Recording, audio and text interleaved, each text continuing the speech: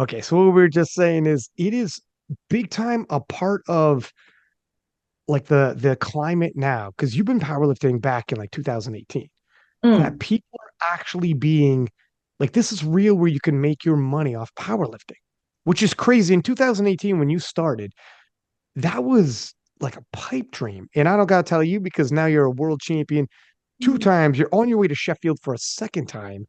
And this is when like Sheffield's going to pay money, but there's like sponsors that can get involved. If you launch, now that you have a world title behind you, you will have opportunities to do things like, should I launch an app? Should I like doing programming? Should I like there are ways to capitalize anyways. And mm. these are like legitimate avenues now, which is interesting. Yeah, it's pretty crazy to think about because, like you said, back in 2018, like you're just paying your way and losing money doing the sport, and Honestly. now yeah, now there are people who like make their living off sport or like the sport adjacent thing, like coaching or programming.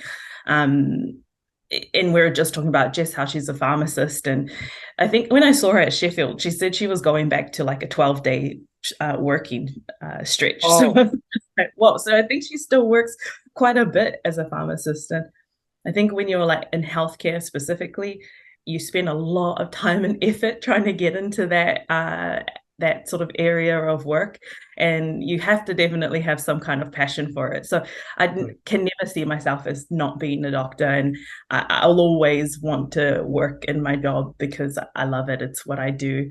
But there's now the opportunity to work less and maybe just do 2 or 3 days a week, and focus more on powerlifting. So that's a real like possibility that I'm seeing.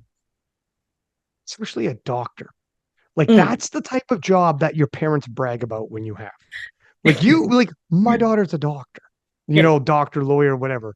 It's very difficult to get that, obviously. So, and to work your way through, now you have your own, um, you have your own business going. And I mean, this is huge to walk away from that. That's the most difficult. However, the dream of like, can you imagine just powerlifting, getting paid to Yeah. lift weights? Like just be an athlete. When Yeah. we at Sheffield, when we're at Worlds, I was like, this is such a cool lifestyle. Like I could do this for a while. But I would still need like a few days of working just to keep my brain going. It also is it's weird because I left France. I was just in France, and then 2 weeks before that, obviously Malta, and then was at Sheffield, and it's like a weird. It's like almost like a parallel universe where everybody knows each other when you're there at the World Championships, and it's like, oh, look at this person, look at that person, whatever. And then when you go back home, and it's just Mm. we're just like right back to normal. You could be a Average world Joes. champion. People don't even know what powerlifting is. Like Yeah. oftentimes you got to like explain what powerlifting is, and they have no idea. It's like a weird, but there's also a balance to it that keeps you humble and keeps you. And I don't know, maybe it'd be too intense if it was always like that. Yeah, I mean, people are living these lives, like there are athletes that are 100% athletes and sponsored and like living these crazy lives, celebrities almost. I really don't think I really want to go down that route at all. Really? Yeah. No, I want to be my family doctor and also a world champ. What does your friends and family think? Because your rise has been so like meteoric. First off, as soon as you came to the IPF, I remember when you came over to the IPF and there was like rumblings. And then I remember looking up your numbers and potentially what you might do. And I was like, Mm. oh wow, let's see what happens over here with Karlina. And a lot of people started catching on, like, okay, let's pay attention to what's happening. But from when you came over, let me take a look here. What year was it that you came over to the IPF? Like last year, 2019, I started in the IPF. Oh, that's right. Yeah, Yeah, 2020. yeah. Then We just you okay. Then you detoured for a little mm, bit. hmm Your early days, 2018, you were March of 2018, I guess, or somewhere around yeah. there, April. Mm. And when you came over, who was it like? Were you following anyone? Was there who were the people Oh, that you were following at the time? Or yeah, yeah. No, it was definitely like Jess, it was Kim, and it was mostly the 72s, but nearly the 76s, and like Annika and Isabella from Sweden. So it was the 70 the like OG 72s that I was really following and looking up to. how crazy is that? I That know, you yeah. that because we know how the story ends. Like, Frig, this is what happens though. But and then so when you ended up leaving in 2000, so again in 2000, okay, yeah. So you started in 2018, and by the end of 2018, you were left. I got your open powerlifting right now, Yeah, by the way. yeah. That's what I'm looking at. And so you returned in 2022 Mm. in holy smokes. Yeah, yeah, in March. So this is such a quick descent or ascent I think. to the top. I mean, is Yeah. that like it must be what do your friends and family think? What about yourself? Has this just been because you experienced in your first year back Sheffield, a Mm. world title, the first 76 to cross 600 kilo total, like everything you've experienced in your first year back is like it's the pinnacle. It's the Yeah. most you possibly could have asked for. Yeah, it's like so crazy, and it's nothing that we ever expected until we had that first competition, and we're like, "Oh, holy shit! Like this is what we're capable of. This is what we can do." You know, being in the other fed and competing, it was so small that I was winning. It was a very small pool, and I had championships, but I always knew that there was a Jess and there was a Kim over seas that were still out of my reach, and so my family, they've been along this journey from like day one. Like I have pictures Mm. of my first competition with them, and they've just been just as loyal and supportive, which has been amazing. So I always reminded them, like, I am a champ in this very small federation. There's another bigger federation out there that They exists. wouldn't care So though. it's They like wouldn't it's care. like a they didn't care. But Yeah. I don't think they realized like how big it was until I moved over, and they're like, "Whoa, wow, this is massive." Yeah. And was this like when you first moved over, does this just exceed all your expectations in terms of everything that's happened in year one from when you came over? Were you telling yourself should have came over sooner, or were you telling yourself maybe I just came over at exactly the right time? Oh yeah, like I've been thinking about it for a few years. There was the pandemic, so we weren't having competitions, and there was lockdowns, and so I was like, this seems like I'm a good segue to Mm. leave the small fed and go back and get some real competition. And then arriving, you're sort of like, it's so perfect. Everything is just going as good as I could expect it to go. So it just seems like it is meant to happen the way that it happened. And yeah, the last like 18 months has just been so crazy. It's sort of like, is it even real? Like, did that stuff It's like a happen? dream. Yeah. It's like a dream. It's like the best case scenarios Yeah. unfolding. And even in terms of like perfect timing, even the Commonwealth Championships coming to New Zealand when it did, and you got a taste of like the international judging Mm, and it's there in New Zealand. It's like perfect timing. This is the perfect segue for you to because here's the thing when you're from New Zealand, you have horrific travel, time zone change. It is always the most brutal for you guys. You're never going to get around that. Like I don't know if that region is going to host the world championship. It would be amazing because I would love to, even mm. if it's like somewhere around there, Yeah, Australia, Japan, Australia. somewhere around there. Yeah, Yeah. whatever. I'd be game, but I don't know. I don't know if it will. I don't know what it would take, but I would love it. But either way, so for Mm, you to be able to have the Commonwealth Championships, so for the first international, it's close finally. You're not going to be able to get that very often from where you're from, but you mm, get international judging and you get a feel for it. And you're like, okay, this is the standard. Because that's really what people get burned on sometimes when they come from other feds if they're not used to that. And you went mm, 9 for 9 at Worlds. So you were mm. ready. You were ready, ready. Did you feel like were you at all intimidated in terms of standards when you first went IPF, or did you feel like no, you were always pretty much at standards?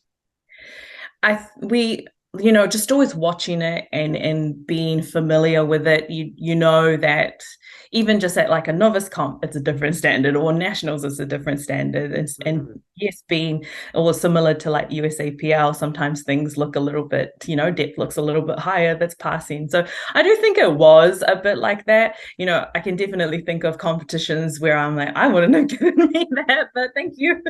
So Yeah, yeah. you look back, all right. Okay, thanks for Yeah. that, Kev. Yeah. Um, but coming over, myself and my coach, we like pride ourselves so highly on uh no, what's the word? Technique, form, and making sure that everything looks efficient and undeniable.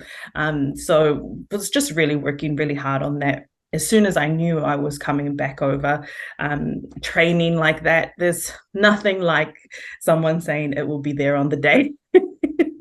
And that's what the dangerous, yeah, like if you have a coach or training partners that hold you accountable and be like, because we all see sometimes on Instagram, whatever. You see some squats that are a little, and some benches that are probably touch and go, and Mm, um, and I get sent videos like, will you share this? And I'm like, I don't know if you want me to share this. Like if I yes. share this, it might not be what you think, and Yeah. some people get shocked. And Like, so I I don't know know what if you you mean. want you to share this. Right. That's what it is. It's like, listen, the comments are going to be, and sometimes it's an elite lifter who ought to know, and the weight's good, so I'll share it. And on their page, always like positive stuff from their crew. But then when I share it, some comments come, and then nothing crazy. There's like positive comments, wow, big weight, but there's some comments like, I don't think that would pass, and like Mm, this is high, and they would not have got that otherwise. And it's mhm. it's not a it's not always the worst thing in the world to get like sometimes it's like a consultant. It's like Yeah, those comments can be a consultant and let you know, and you're like, oh, yeah. all right, maybe I was deviating a little higher each and every time. It Mm. gets away from you. Yeah, you gotta check yourself or have friends that'll check you. It's Right. like if I do a squat or a deadlift or whatever, and if I think it looks a bit dodgy, and I'll ask my coach, and I'm like, oh, should I even post this? I don't know about this. And he always thinks I'm always way harder on myself than he is. He's like, no, it's fine. There's nothing else. And right. Well, I mean, the proof is in the pudding. You've passed the test several times over. And that 600 kilos at Commonwealth was a massive shot across the bow that you're coming. I mean, that was the big one that everyone's like, okay, holy smokes. That was probably the reason why you ended up in Sheffield. Oh, totally. Um, Yeah. you 100%. I Yeah. still remember after you did 600 kilos, and it's to an international standard. And that's the big question too, is if you're going to Mm, go to Sheffield, people would be like, can you hit the international standards, etc. And you had to do something crazy. And to be the very first to do 600, it had to be mm, 600.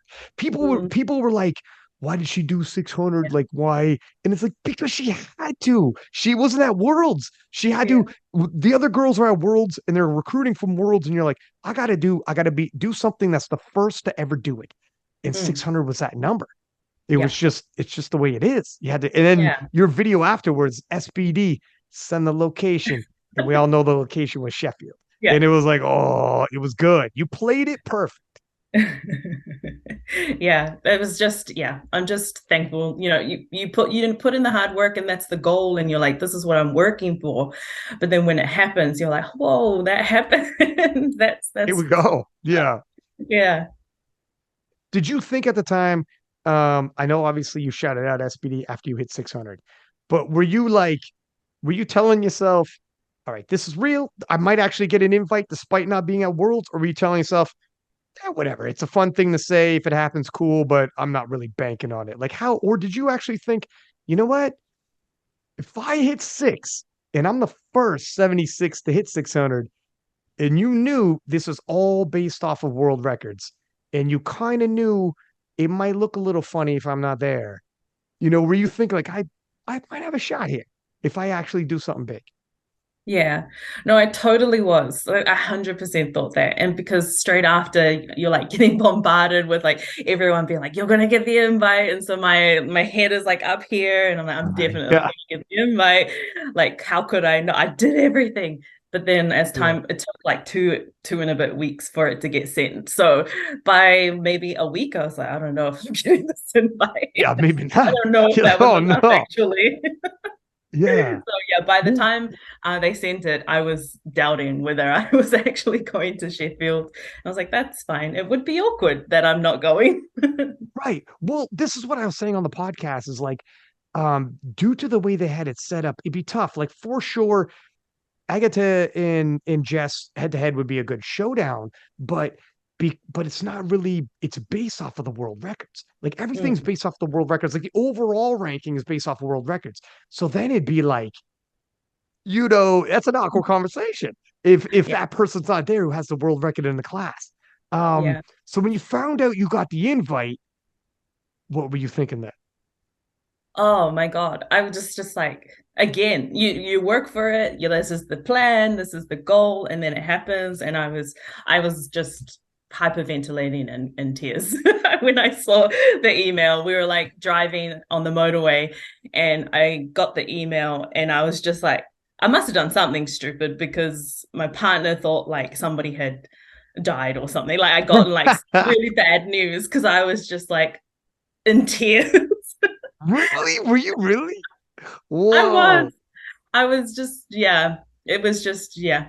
So I was so like over the moon and happy because I think by then, I had already said in my mind, I think I'm not going. It's been 2.5 weeks. Mm. That's a long time. Um, yeah, and he was like, "What the hell?" I'm like, I'm going," and he was just like, "What? I thought someone died."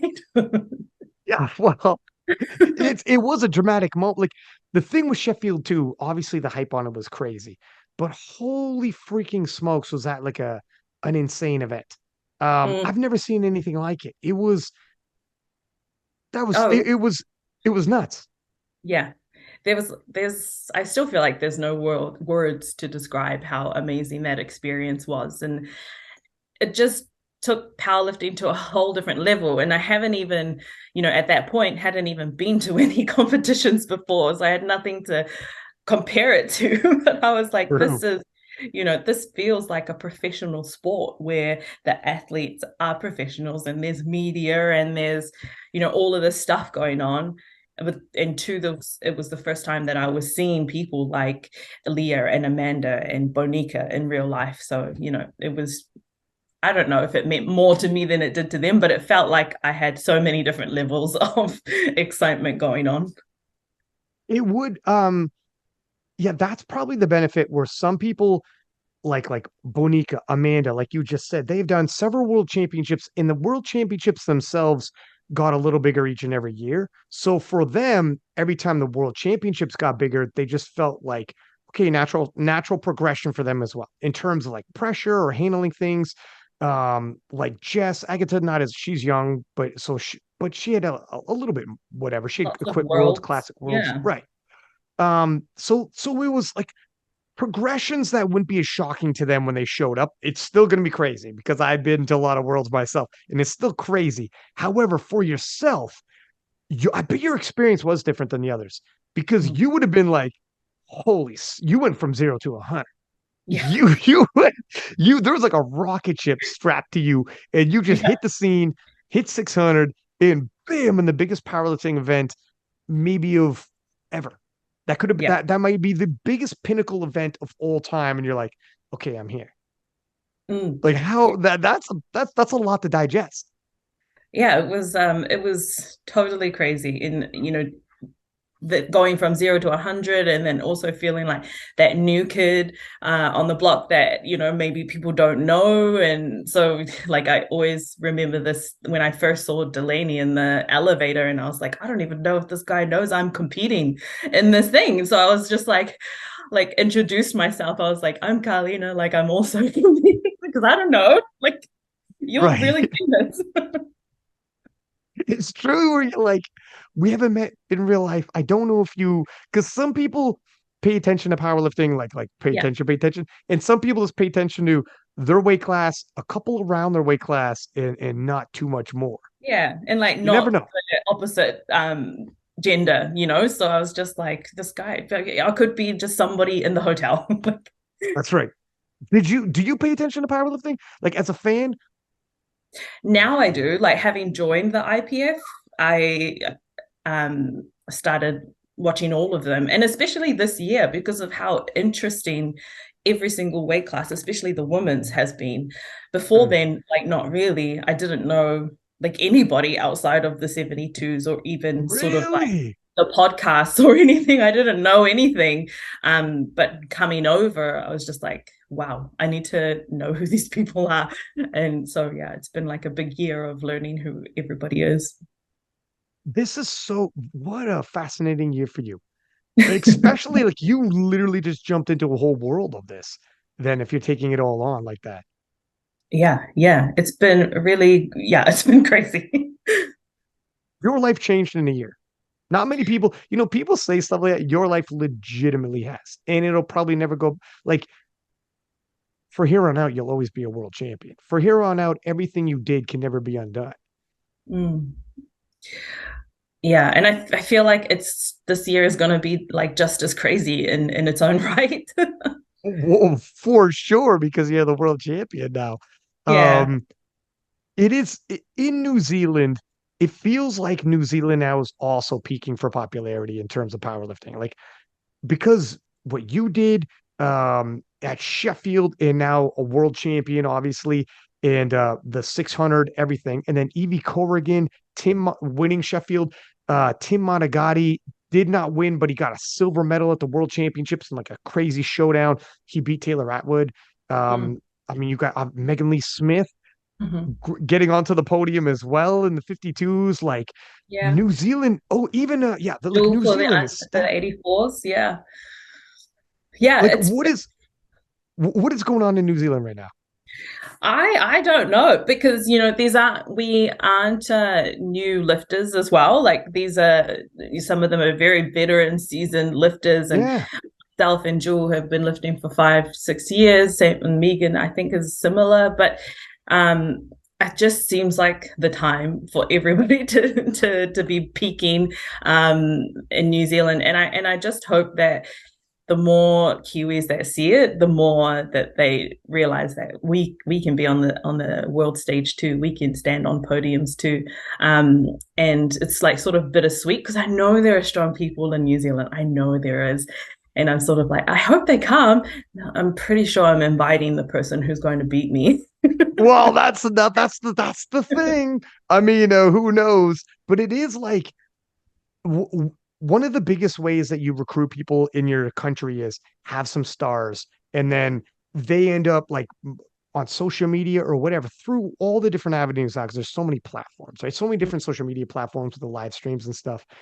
People from the homeland back home check it out because they hear about it and then they're like, oh my God, how do I get a part of this? Mhm. And then the ball starts rolling and the momentum comes. And at this point, Sheffield in the World Championships, this World Championships, I know that was your first World Championships Yeah, with the IPF. It was like this is why you jumped in at the race part. This World yeah. Championships was huge. Was it you who had fans in the stands who were like beating drums and everything? Oh no, that might have been. I don't even know who that was. Somebody Beating did. I thought it was you then, maybe but it Natalie. It was at the maybe. net. Okay. Maybe. But it was wild. People were like cheering and chanting and Yeah. in the whole it was I crazy. think like when I heard the crowd, I was just like, this actually sound I know it's not as big as Sheffield, but it sounded similar to Sheffield with the Mhm. scream, maybe like the smaller room with lots of people in it. But it was insane. Like the crowd was crazy. And I wouldn't say it was like too far off that sort of feeling that we got from Sheffield when we went out on the stage. And the whole world's experience was just awesome. So like big ups to Malta and the IPF for hosting this level of worlds. Again, nothing to compare to, but it seemed I have Sheffield to compare to, and like That's that right. was amazing in its own right.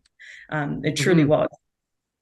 What what is the and I knew this answer beforehand. In New Zealand, the famous like chant and dance they do, the All Blacks do. The haka. Yeah. The haka. Okay. Mm. And were people doing the haka when you won? I'm not making That that up, right? yeah, that was my family. They were doing Okay. that yeah. And Yeah. how much did that mean to you? I mean, that was like a moment I remember when I saw it. Yeah. Oh, that meant everything to me. You know, I was able to come over with my mom, my nana, and three aunties and cousins. So they were all in the crowd. And honestly, to experience that, it was just overwhelming emotion and pride and love. And it was just again, like the word perfect, it was the perfect way to experience my first worlds and my first world championship. Was that at the beginning of the medal ceremony? I think it was when I got the gold. So they're pretty good. They waited until I got the overall gold. And then they did, yeah. And you got the overall gold. And was it like right Mm. before the anthem happened or right I around think then? it was I right w- before, yeah, right before the okay. anthem. I want to pull this up actually, if I'm honest, I think because I so. remember Yeah. I remember seeing it. I was like, man, that is a freaking moment. Yeah. Yeah. I think people were telling me they did swing to it on the live stream. I think so. I think they might have. Let's take a look. This is on the. Did you rewatch any of this, by the way? I yes, I did. I did rewatch it and I can already can't remember. I would still need to like rewatch it because it's we sort of like had worlds, did the banquet, and then I just went and traveled for 3 weeks so, and forgot about it all. It was. Yeah, no, I totally understand that. It was freaking. It is like it was so intense, and in terms of how did you were traveling for a while there afterwards? Were you in Italy afterwards? Yeah, yeah. Me and my family went to Italy with my partner as well. It was just so amazing. You know, before I was like, I kind of have to win because this is going to be an awkward trip if I don't win. How in advance did you end up going to the World Championships? I went a week before, so I was there on the Friday before it even started. Because it is, what's the travel like for you? Because Rory was telling Mm, me it is absolutely freaking brutal.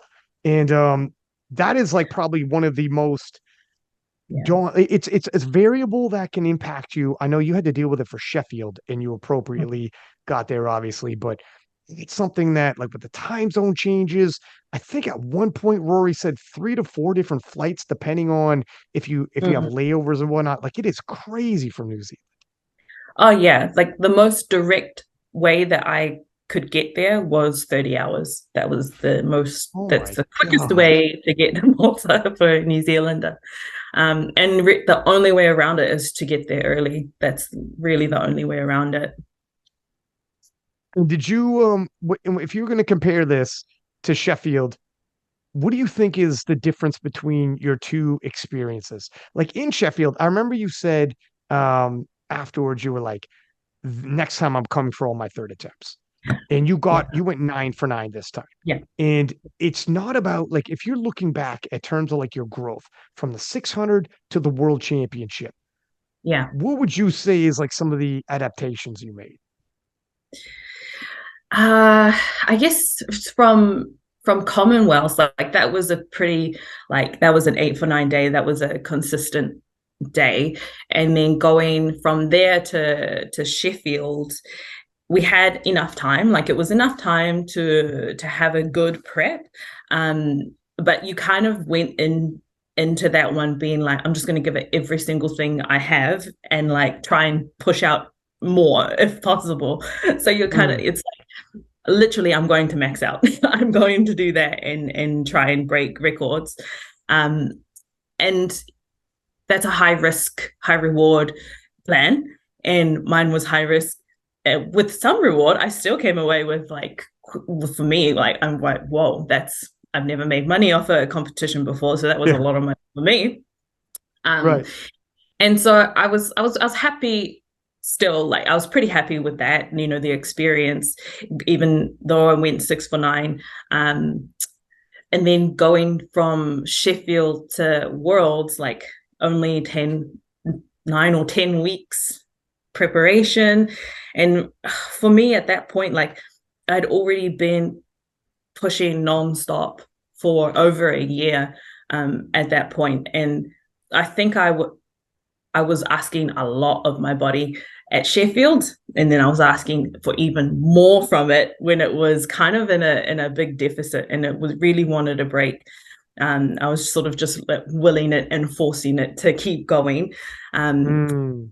so like my body felt fine all of the previous year, but in comparison to the last year that I had, the world's prep was, and not to take away from the competition I had, but it was probably the worst prep that I had, just with how short it was, how fatigued and how many niggles I had. Like it was just high level of niggles, not injury, high level of fatigue. We're heading into winter with work, so high level of mental fatigue from work, um, and experiencing burnout as well. And so it couldn't have come at a better time for a holiday, really. So I was kind of just like holding on to whatever strength I had, and praying that I could maintain what I had at Sheffield, and that would be enough to win the world championship. So yeah, heading into the world championship, like completely different mindset, and really just like trying to convince myself that we're going to be okay, even though it doesn't look like it. Like we're going to be okay. You're still strong. You don't just lose things that you've been working for 18 months in 10 weeks. Um, and it really was just not lying to myself, but just telling myself that so that I could remember it. And Affirmations, basically, yeah, right? affirmations or manifesting it. Um, and then, we like to aim high. So we were really wanting like a 230 squat. Well, I was just like, I need a three. I need a two and a three. And then I'm Yeah. happy. You can do, to my coach, you can give me whatever else after that, so long as I get a 230 squat. And but like you said, worlds is different, goals are different, the Mm. standards are different. And so, like, for example, the squats, before we even started warming up, everybody was talking about the head ref and how she gives depth calls from the front. And so already goals are changing, and we lowered the opener to make sure that we were okay with that. And so pretty early on, my mindset changed, and it was like, I just need to do what I need to win. That might not be my best, and that's okay. And after we did it, I was so happy. I so proud and of the team that put it together, and so happy with the performance and the outcome. Obviously, because you have goals, you feel that way. But I got like no PBs on that day, and I'm fine with that. I'm like, that's absolutely Right. fine. I'm so happy with that. That is like the mark of when you start maturing as an athlete and realizing like you adjust to the day. Like Jonathan Keiko, for instance, his biggest total to date is a local meet in the US. Like he's American. And that's his biggest total to date and that was like, I think it was like 2020. So we're talking, he hasn't hit a total PR in years. Mm, However, since 2020, he's won like now, 2021 World Championships, 2022 he hit podium, 2023 he won the World Championships. He was on the podium for Sheffield and won in like the 93s there, and like he's since then he's never hit that total again, but he would never swap that total for everything he's done since. Like everything he's done since then is what's made his career. All of these titles, like to your point, it doesn't even matter about like it's just you're winning like world championships. What you did at Sheffield with the 76s, like everything you're doing now is what's going to shape it. So it is not getting, and that's what some people do when they go to the world championships. You have to like not get fixated on numbers and just get that win. yeah, And you cruise to like a 9 for 9 performance. And when you start like if something's going to impact you and drain you, it's like missing and grinding, and even when you miss and dealing with it mentally and whatnot can be difficult. So even if the total comes down a stitch, mm, but you cruise through with room mm, enough anyways that like the other ladies were vying for silver by the end. Yeah, and gosh, I didn't understand that until this World Championship, and I don't think maybe, yeah, I don't think I would have understood it until doing it because I used to like look at lifters and be like, "Wow, their best hasn't been for so long," and like, Mm, why? You've it's been years since you've been able to do this and this, and why is that? And because I'm fairly new, having just experienced and also moving up weight classes, experiencing gains and gains and gains, that was like something I couldn't really understand. But having gone through it now, I'm like, okay, this, yeah, I get it now. This makes sense. Like, of course, yeah.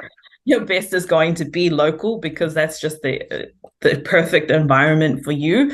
And international, especially world titles, is such a different ball game. It's just about doing what you need to do on the day, to get the win. And yeah, I couldn't be more proud of how it went with myself and coach Dom and Jason helping out.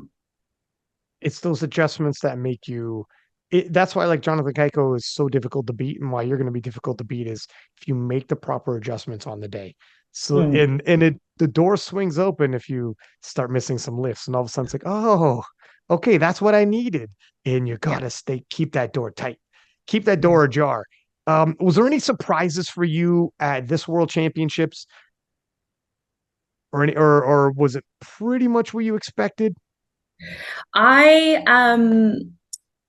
a surprise was I didn't know how close Agatha was, because I didn't know like what was going on Right. until Jess did her deadlift. I didn't know what was happening, and then afterwards I was like, wow, we were only 2.5 kilos away from each other.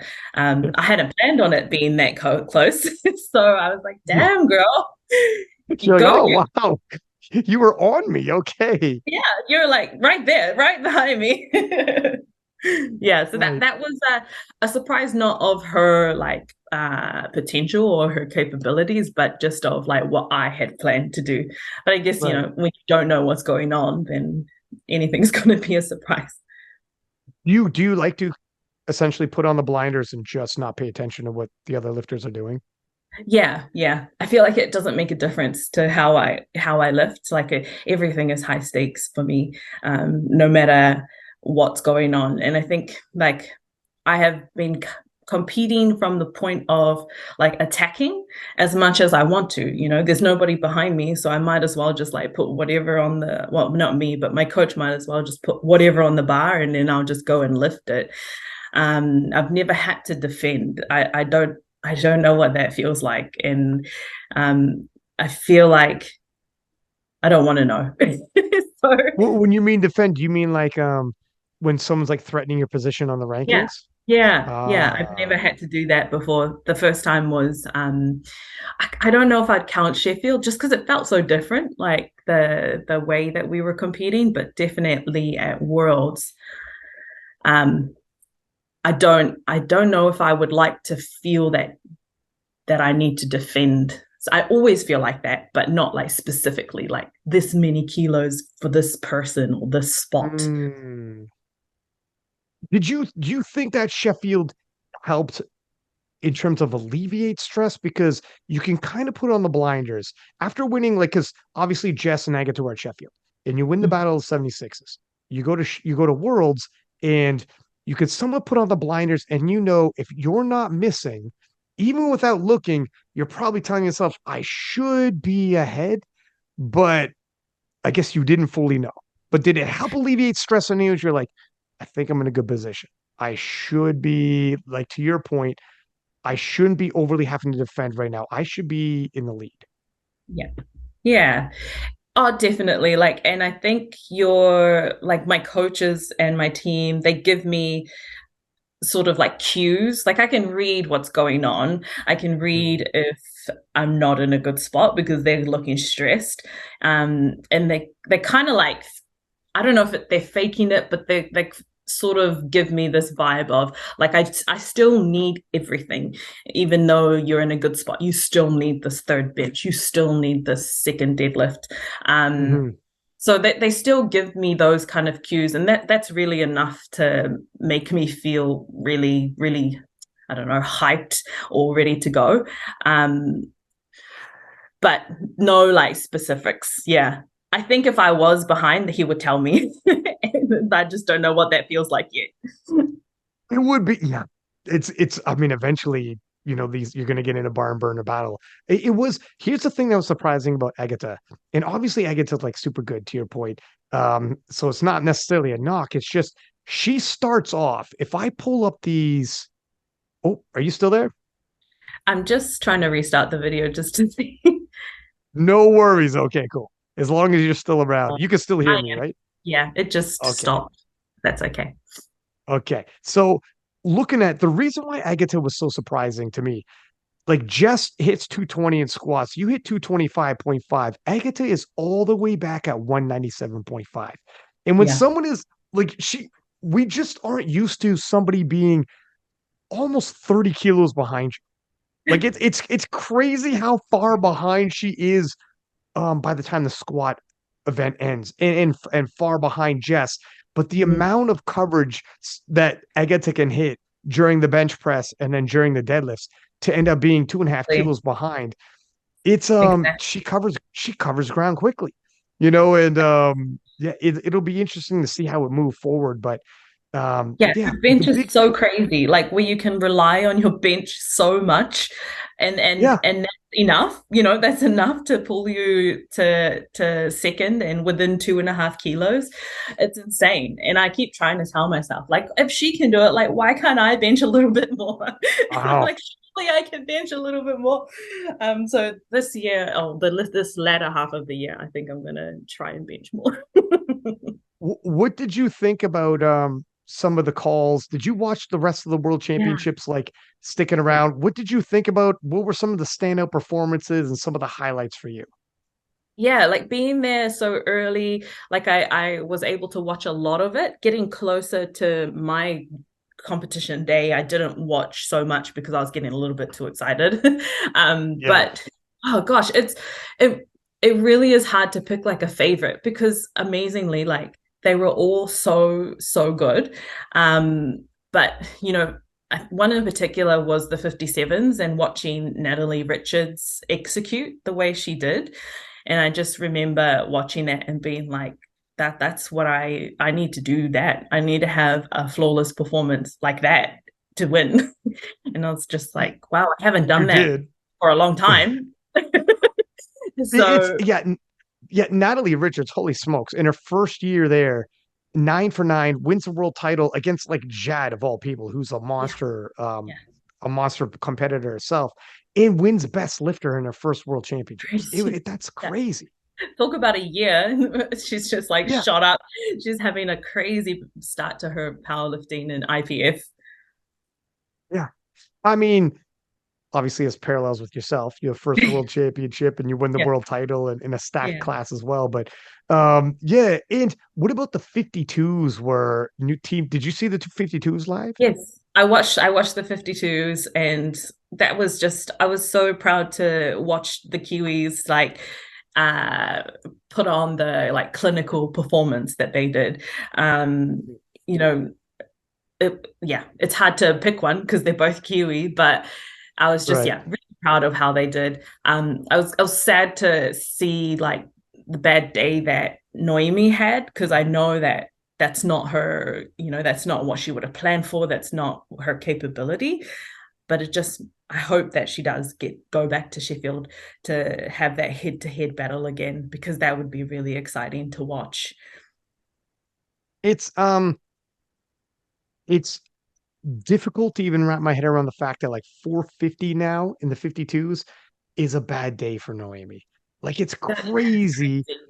how insane, or 460 and Evie Corrigan didn't come out for her last deadlift. Yeah, She just came out, waved to the crowd, thank you very much, and just saved it for Sheffield. 460 is a 52. It's insane. It's yeah. insane what the standards of powerlifting is.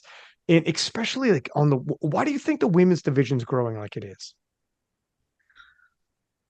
Man, maybe it's just time. It just needed time and time for us all to get in the gym, realize our strength and keep pushing at it because it just seems like we've all come to this point together where all starting to peak as a class. Like last year, it seemed like maybe two classes, the 57s and the 76s, and then maybe like second to third places at different classes. But this year, you only had Amanda and Leah's classes where they were, miles ahead of other people, and everybody else was in a battle, Mm. in a high level battle. And that's just insane to think of. Like we talked about before, I didn't really follow powerlifting a couple of years ago, and so I can't like compare it to anything, but I'm just like, holy crap, this is so exciting. I didn't used to get excited about watching other classes because I was, just selfish and just wanted to watch my own. But now I get excited watching the 52s. And that's, I feel like that's something to be said about how far the women's classes are coming. And, all the way up to the 84 plus, where 84 plus was sort of like, this is Bonica's class, whatever. We know what's going to happen, and it happened to be the most exciting and full of twists class of the whole competition. It was well, first off, well, like that was live on Eurosport, which is amazing because Mm. in terms of anything that's gonna be on Eurosport, those ladies put on a freaking show. And there's nothing more as a sports fan, like when sometimes you go to like other sporting events, like let's say it's a basketball game. You go to like I live close by Toronto. You go to Toronto and by the fourth quarter, if the other team's got a spread by like 30 points, people are like, do you want to take off early so we beat traffic and stuff like that, right? Yeah, Like yeah, it's not how you sell the sport. You literally there are points when the Chicago Bulls or like the Chicago Bulls, you couldn't like the tickets were like if they're playing a team that sucked, it would be like very difficult to try to get rid of tickets because like we already know what's going to happen. It's tough as a sports fan. So for a little while there with the 84 pluses, to your point, Bonica, who was so dominant and good for her, dominant, but it just wasn't, you couldn't mm, sell the action because it was Bonica just won yeah. for like ever and Bonica shot. everyone else is vying. Yeah, it was like great for her, but it's just it's going to be very, very difficult this year. Holy freaking smokes. Like that was Yeah. like from Brittany putting on 30 kilos onto her total to Commonwealth. Sonita, Bonica, and Brittany breaking that squat world record like four times over in the squat event to like a bomb out at the end to like there was drama, there was controversy, Yeah, there was the Australia underdog and New win. Zealand fighting for third place. Like they couldn't Yeah, have even. Yeah, it was just like the perfectly written, sad for Bonica, but it was just like so much excitement, and it had everything in it. yeah. And the thing is too, okay, so it's sad for Vanika, but at the same time, she has won so many world championships, she'll be all right. Whereas, Yeah, you know what I mean? So like in terms like she'll go home, look at her trophy chest and be like, I think I'm winning. It's okay. yeah, I'll yeah. be able to handle it. But in terms of a Euro sport, picking their divisions that they were going to do live. And they did highlights for all the classes, and I'm sure they did like very well. Because I'm told by people in Europe that they're received very well and they're like edited up beautifully. But in terms of the live classes they picked, 84's lived up. Now, did you know ahead of time that your class was also going to be live on Mm. Eurosport with millions of people watching? I think I did. Like Durans was telling me about it, and in New Zealand, like we don't have Eurosport, right? So we don't really know what that is and what it means. So I think that whether there was pressure, I don't think so because I just didn't know what it was until a few weeks before. Oh But my God. yeah, pretty amazing that it was the experience itself, like having to run to a strict time schedule was different. Well, yeah, that it was very quick. Everybody was very antsy about getting everyone out as quick as possible. So yeah, that was different, but obviously, it I was a bit worried about that because when I was watching the other classes and how quick it was without being on prime time, um, and just seeing that maybe that was playing a part in some people having like missed their seconds where you wouldn't have expected them to. That was playing on my mind a little bit like, whole crap, like that's out of their control. in Mm. this point in time, and some people are really, it's really affecting them badly. But I mean, big ups to our class and to the 84s, because everybody had amazing, like mostly everybody had amazing performances. And Mm. it was awesome to see the 84 plus, like their squat session, because of course, with the 280s and the 270s, but they squatted beautifully. Like the depth was undeniable. The form was so beautiful to watch. It was so cool to see.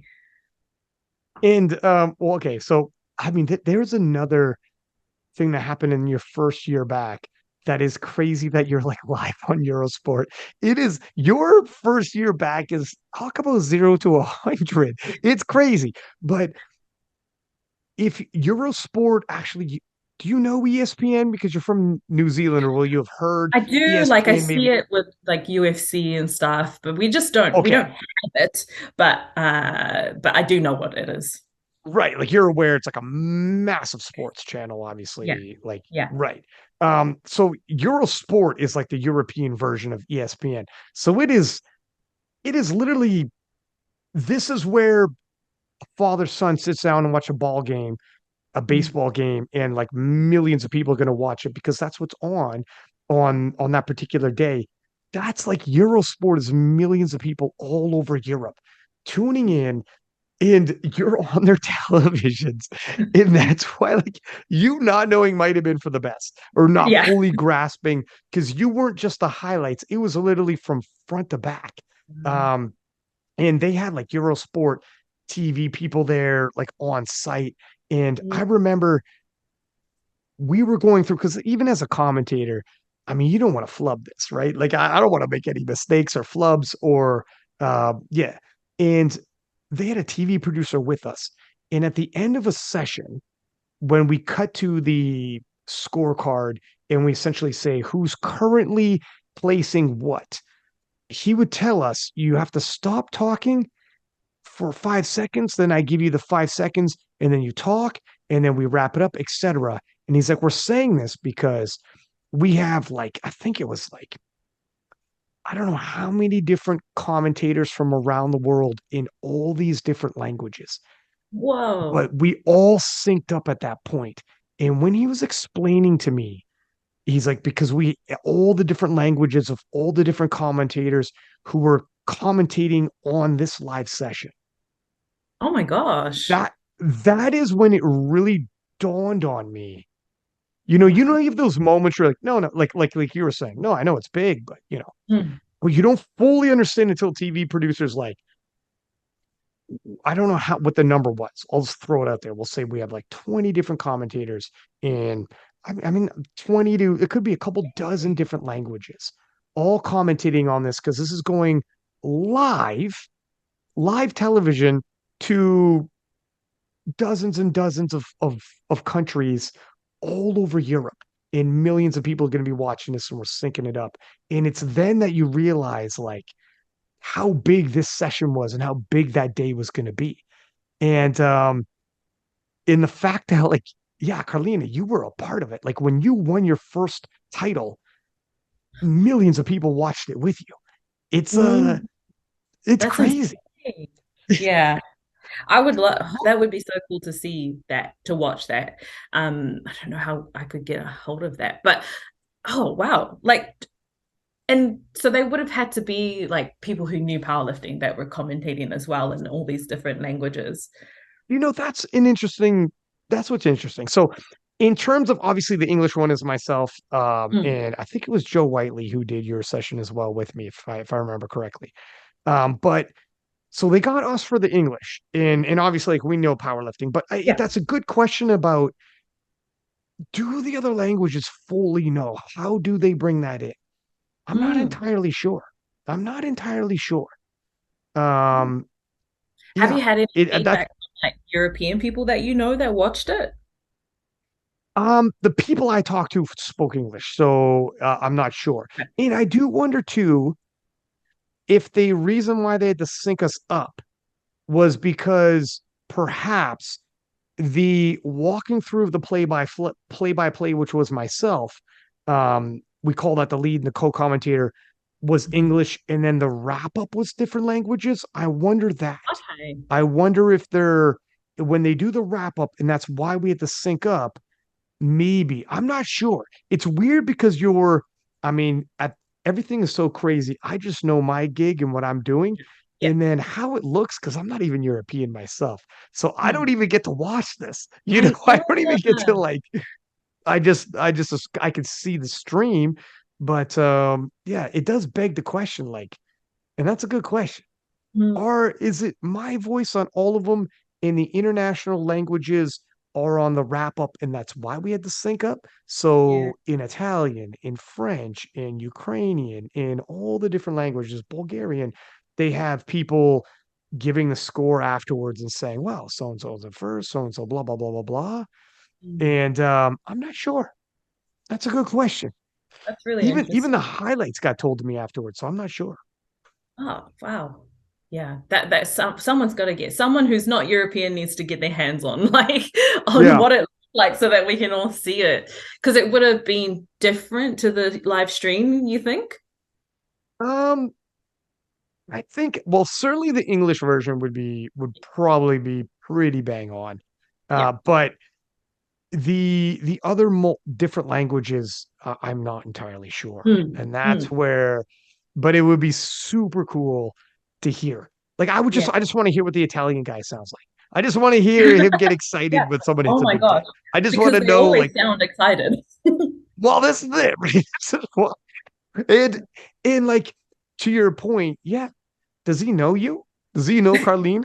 Does he know like Agatha and Jess? Does he know Yeah. like Evie? Did he see Sheffield? Does he or I don't know. Those are good questions. I would assume they know a little something something, but It's you a never good know. starting point. It's It's a great starting point anyway.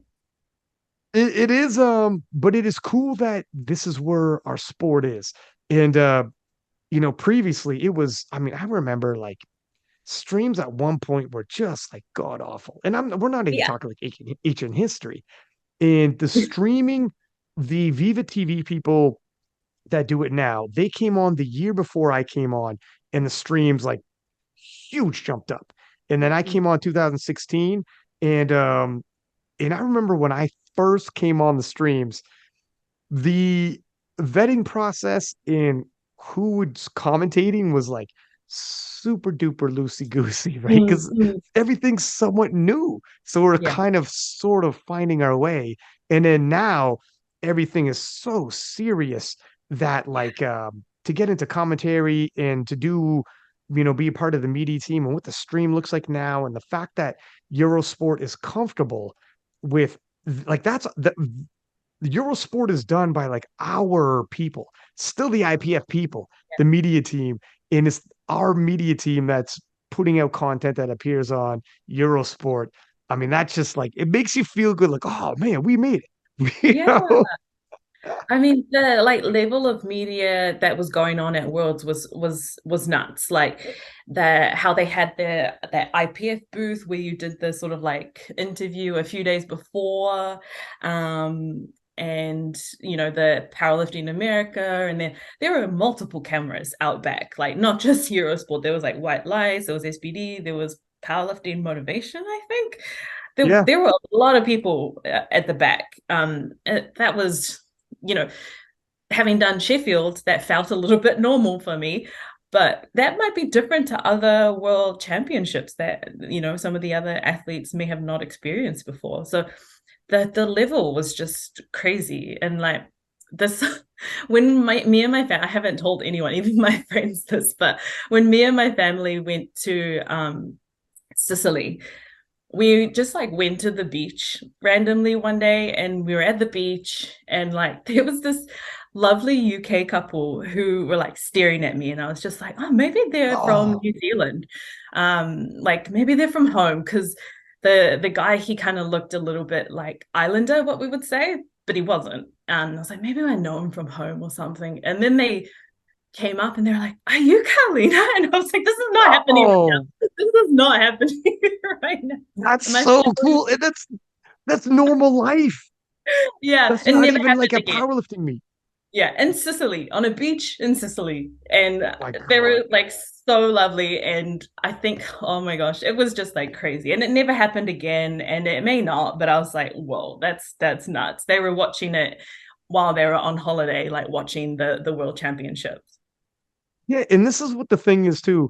Um, you're pro- you're probably in all of these powerlifters are probably bigger in Europe than they are like some of these lifters are from Europe, so it makes sense. But a lot of people not from Europe are probably way bigger in Europe, especially now because of these events. Like Sheffield obviously is in Europe, but like because of Eurosport and yeah, some people randomly will be like, "Holy smokes!" I especially your session because it was Yeah. on. It was like the whole session for 3 hours was live, so there will be people flipping around the television like, man, I don't care. I'm going to put something on.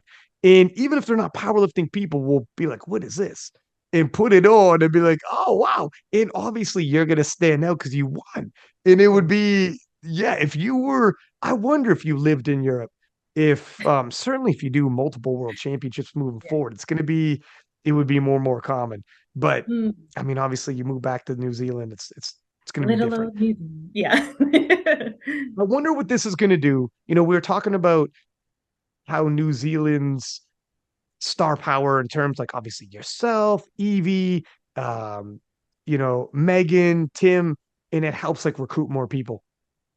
Doing this, what they did with Eurosport, what that's going to do to the European nations in terms Mm, of their recruitment. Like that couple that saw you and just mm, like, holy shit, I think mm. that's the lady we saw in Eurosport the other day, right? It's probably wild to them. But how many people who are probably gym goers into that kind of thing, but aren't super into powerlifting yet, are Mm. gonna watch powerlifting and be like, damn, that was exciting. Like, whoa, that's actually cool. I'm gonna look into this. Like, I Yeah. wonder if this happens like 5 years in a row, what kind of a recruitment process that would be to like gathering people and like the European nations in particular because of it are gonna see growth in it. Oh, 100%. I mean, this, I don't know if it was all due to Sheffield, but it had to have something to do with Sheffield. Right. This was the biggest worlds, like 400 whatever people in the tiny island of Malta. And that's just, coincidentally happened after one of the biggest media shown competitions ever. So yeah, I think Mm. it's only good for the sport and it's just gonna grow and grow. And that dude, there's strong people out there that aren't lifting. So we're gonna get Yeah. even more competition. Yeah. And you're right. I think Sheffield had a massive impact. Mm. It was viewed. Let me take a look right now. I'm wondering how many times Sheffield was viewed. SPD Barrel. I'm going to take a look at their YouTube because I remember Sheffield was viewed like it was an insane amount in like 24-hour span. But I'll pull up, whoop, ended up on their website. But I think it is in terms of the growth, it's got to be a massive contributor. Okay, here's Yeah. Sheffield. So 269,000 people watch Sheffield. Holy freaking smokes. Just to put it Yeah. in perspective, um, if you look at a USAPL nationals, you're talking like, or one of their meets, it'll be like 30,000 is really good.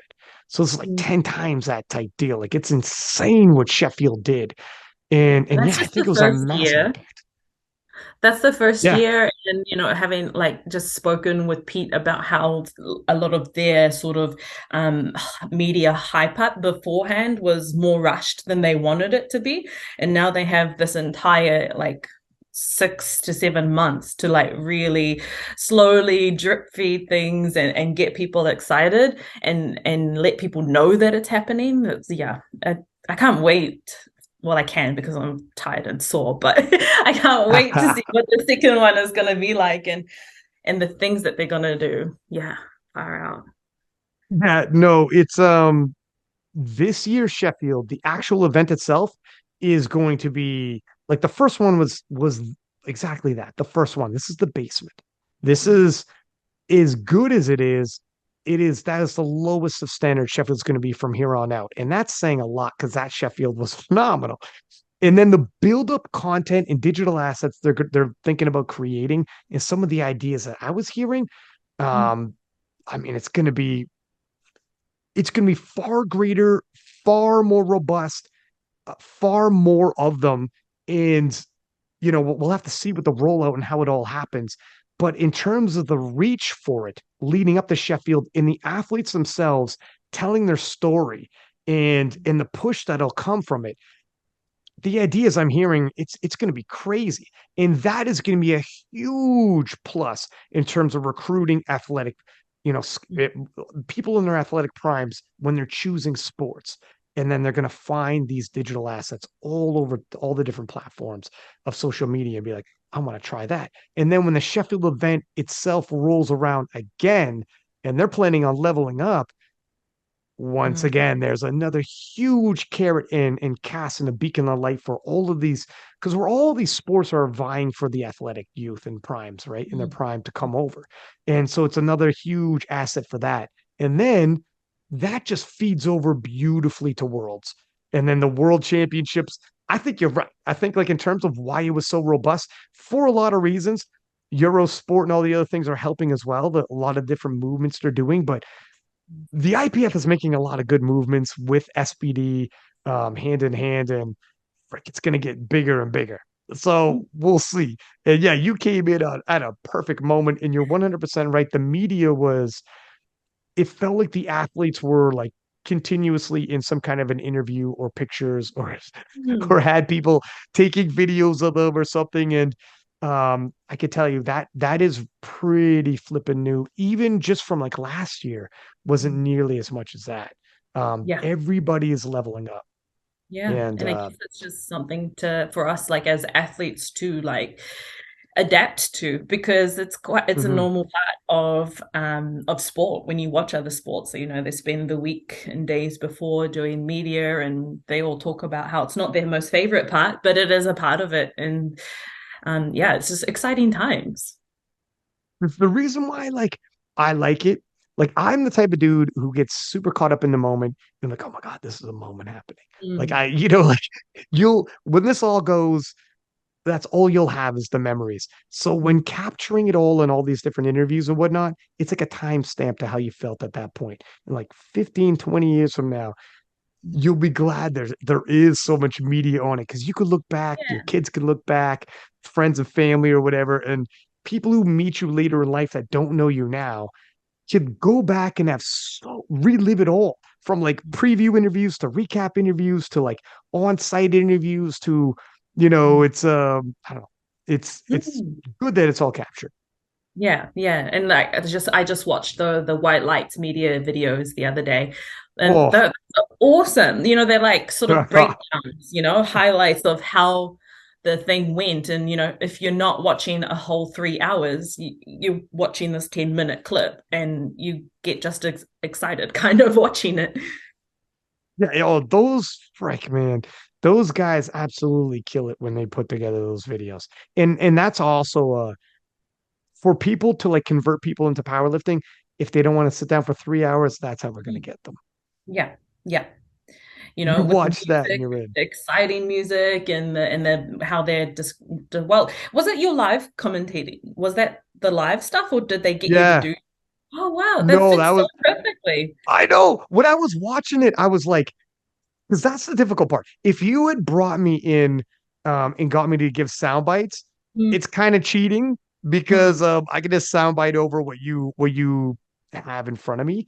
But yeah, it I see just you asking shows how good their edits are. You yeah, can't even tell they edit it so well. yeah. It they did such a good job editing it. It was seamless. I don't It know was. how they you would have thought I was in the studio working with them voicing over. Yeah, yeah, because I was like, no, surely, because this is being turned over so quickly. Like you're Yeah. in front right now, so like I can't imagine that you went and like did it. And that was like it was only common sense that made me think like, surely this is the commentating, the live stuff. It was, yeah, they did such a good job. It was Yeah, really I think it's that's one of the benefits of powerlifting is we I don't know if it's luck or what the heck, but we have like so many talented people, especially in media, and they Mm, just happen to be good in media. There's a lot of other sports that are around powerlifting size or level because they're not like part of the big like, you know, football and baseball, whatever. But they don't have what we have in terms of like talented people putting out content. We yeah, just are freaking, we murder it when it comes very to much. that, you Yeah. know? They're It's a talented and they're so passionate, they just don't sleep. They're just yeah, constantly working, and they do it in a way that really like portrays the athletes amazingly. So they're yeah, awesome. they become heroes of their nations. Mm, mm. Have you been to have you been to France yet? No, I have not. Oh my God, Karlina, you gotta go. They're nuts about powerlifting. Yeah, They're I'm abs just they're watching the stories of the silent worker meet compared to last year's one. Oh my God. yeah, it's way more intense. Every year it's getting more and more intense over there. Oh But yeah, no. Silent Worker definitely leveled up. Yeah, I don't know if you know what, if you do stay, that's Silent Worker is another option where people who go to Europe and stay in Europe and want to like travel around a little bit, depending on where the World Championships ends up in Europe, Silent Worker is a really good option because and if you lift at it, you don't gotta like crush crazy big numbers. They just Just turn up. hundreds of people show up. They've treated it like an expo. Hundreds of people show up and just like they just want to see world champions on the platform. And they Yeah. just go crazy. It's like a freaking, they're so they're like yelling and like, I don't know. It's something else. If that's like something that you were interested in next year, let me know. Or I mean, you can just reach out to Penna and those guys, and I'm sure they would be happy to have you. But in terms Mm. of experiences, racking up experiences, that's one. Go to a powerlifting meet in France, and it probably should be like a silent worker or something because the atmosphere is nuts. Like Penna Yeah. was there for hours taking pictures, and like Lee Wow. and all them, they will mob you for pictures just because they're super into powerlifting. They've Yeah. transformed France into a powerlifting nation. Yeah. It's pretty wild. You can see it. Honestly, I don't know how you do world champs and then you do another competition I two know. weeks later. But like up like Sonita and Tiff and even Penna himself, Durance, you can Yeah. understand because he didn't really do a competition. Like he said that himself. So, Right. but Yeah. everybody else, Jared's actually like improved so much from 2 weeks yeah, early at the World Championships. I have no idea what the hell happened there. He doesn't yeah, either. yeah. He did amazing at British Nats, had a terrible World's Day, and then two Mm. weeks later, his totals back up by like 20 kilos or more. It's crazy. He just But for brought him, it it was two like a weeks too redemption. late. What's that? Sorry? He just brought it 2 weeks too late. Well, there it is. I maybe he trained too hard and Mm. left it in the gym, and then the 2 weeks was kind of detraining, nothing too crazy, and Yeah, his body's back to normal. And yeah, it's like, okay, here yeah, we are. This is yeah, what you could have done. yeah. But yeah, as we always say, there's always another comp. There's always another comp. Right. Well, lucky for him, it was 2 weeks later. And it Yeah. was and he collected some money because silent workers Oh, are no. money. He won? I forget. I even think he got like 2.5, like 2,500 euros. Like, I mean, he got a decent chunk. Oh, That's not that's bad. good money. That's a That's not decent. chump change. That's not chump change. Yeah, you got a check like that. You're like, you will get out of bed that day for that. And you're just Yeah. what, hanging out with your friends lifting Mm, weights. Like that's mm, amazing. I mean, he had a great time too, regardless if he made no money. Um, and so Nita, it's funny, only in silent worker. So Leah Babla all day, all week is like, I'm not competing, whatever. I'm too beat up from worlds, mm. whatever. And then as it's happening, she's like, I got to jump in there, man. This looks like too much fun. So all of a sudden, I'm the commentator and I see Leah Babwa on the roster on the scoreboard. And I'm like, oh my God, Leah Babwa's lifting. I'm like, this was unexpected, but okay. Leah does squats, bows out on bench press, sees Sonita in the crowd. Sonita hasn't trained at all since Worlds. She's there with her fiance, just chilling. And she rolls into the crowd, tells Sunita, like, I want to tag you in and you go in and do deadlifts. And Sunita's like, well, can you do that? She's like, oh, yeah, we can. So Sunita came out. It said Leah Bavla still as it came out. And because none of this is going to get recorded anyways, right? It's like exhibition Yeah. lifting for those Yeah. two.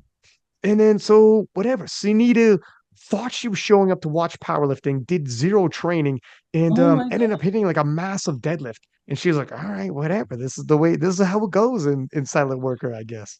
That is so chill. Yeah, it was a That's a bit moment. loose. You're like, whoa. But cool, that you can just do that. You can just grab another superstar out of the crowd and be like, Yeah. oh, you go deadlift. I'm a bit sore. So there's a heads up for you. If you show up and you're like, Just yeah, show I up. don't think I'm, yeah, if you might be like, you know what, I'm a little beat up. I'm just gonna watch, enjoy it. I heard it's a blast. Yeah. And then they see you in the crowd. The next thing you know, they're like, Karlina, I need you to deadlift for me. We do pinch deadlifting over here. Pinch hitters in baseball, and we got pinch deadlifters over here. You never know if you're gonna get roped into it. Oh my gosh. Just bring your gear just in case. You never That's know. right. Well, they'll find something for you. They'll Sunita find it. didn't have her gear. Sunita's like, I don't got. We got you. Oh my God. That's the thing. They got an SBD booth, so there's no talking your way out of it. They have like, what size are you? We got an SBD booth. We'll link you up. You'll get gear, kit, whatever. So whatever. It's a blast. That's pretty Going to crazy. Sheffield this year. Who who do you think they're going to bring? Do you think they'll bring all the 76s again, or not all of them, but like the podium again? Yeah. I wouldn't put it past because, Jess, I think like it was Matt who said, or someone said, or even you was like, you couldn't even like imagine a world where Jess didn't get on the podium for a deadlift. And when that's happening, you're sort of like, I don't know, we have to see it again. Well, I myself would be more than happy for Jess to not go to 84s yet, and run Right. it back because Jess didn't get her usual deadlift day. Like that was a once in a career occurrence for her. That never Yeah. happens. And so I'd be happy for all three of us to go again. I think at the very least, like I think Agatha should be going with the wild card. I don't know if there's the same amount of wild cards because they introduced a second, like a different way of getting an invite. But That's right. Yeah. yeah, I think it was close. And Agatha is young and she's just by virtue of that going to make gains. And she's still got some things to figure out. But that's with her being at 590. So I think she's going. I think she is.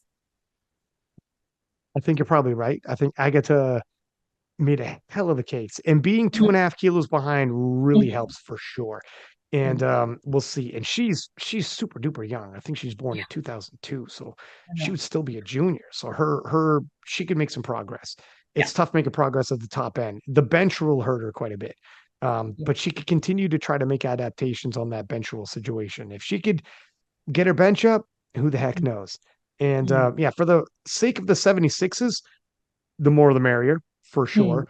But you never know because also SBD might be telling themselves, we had 376s last time. We Yeah. don't want exactly a repeat, Let's so spread they the love. might be right, right. Because you exactly that. You don't necessarily want the same movie over and over. You might be like, okay, maybe one other 76 to Mm. accompany Karlina, and then we do another, Yeah, other head to head things. somewhere else. Yeah. It's difficult to say. And Yeah. even if Jess misses this one, there's always next year you could rally back. So Mm. it's not all over. But you're right, the deadlift wasn't there that day. And I think she would have needed that maybe, but Mm. we'll see. Because there's other people in other classes. When you give one to Jess, it's in like for 76s, that'd be great for the 76s, but you're going to take away from someone else. Like, So it's so difficult when you're SBD and you're like, ugh, but who are yeah. we taking this away from? Someone else isn't going to have a head to head, Mm. Mm. which makes it difficult. Like, yeah, Yeah. And I think I don't the know. roster has already changed enough for the women's side that it's going to be, just a different look already with like Corolla coming and Natalie, and Mm, then people you didn't think were going to have to fight for wild cards like Noemi. So it's already different, which is exciting for the future, Right. Sheffield. 100%. And talking about Corolla, holy freaking smokes, winning the 63 class, breaking Leah Babla's world record. And her and Leah Babla toe to toe, Yeah.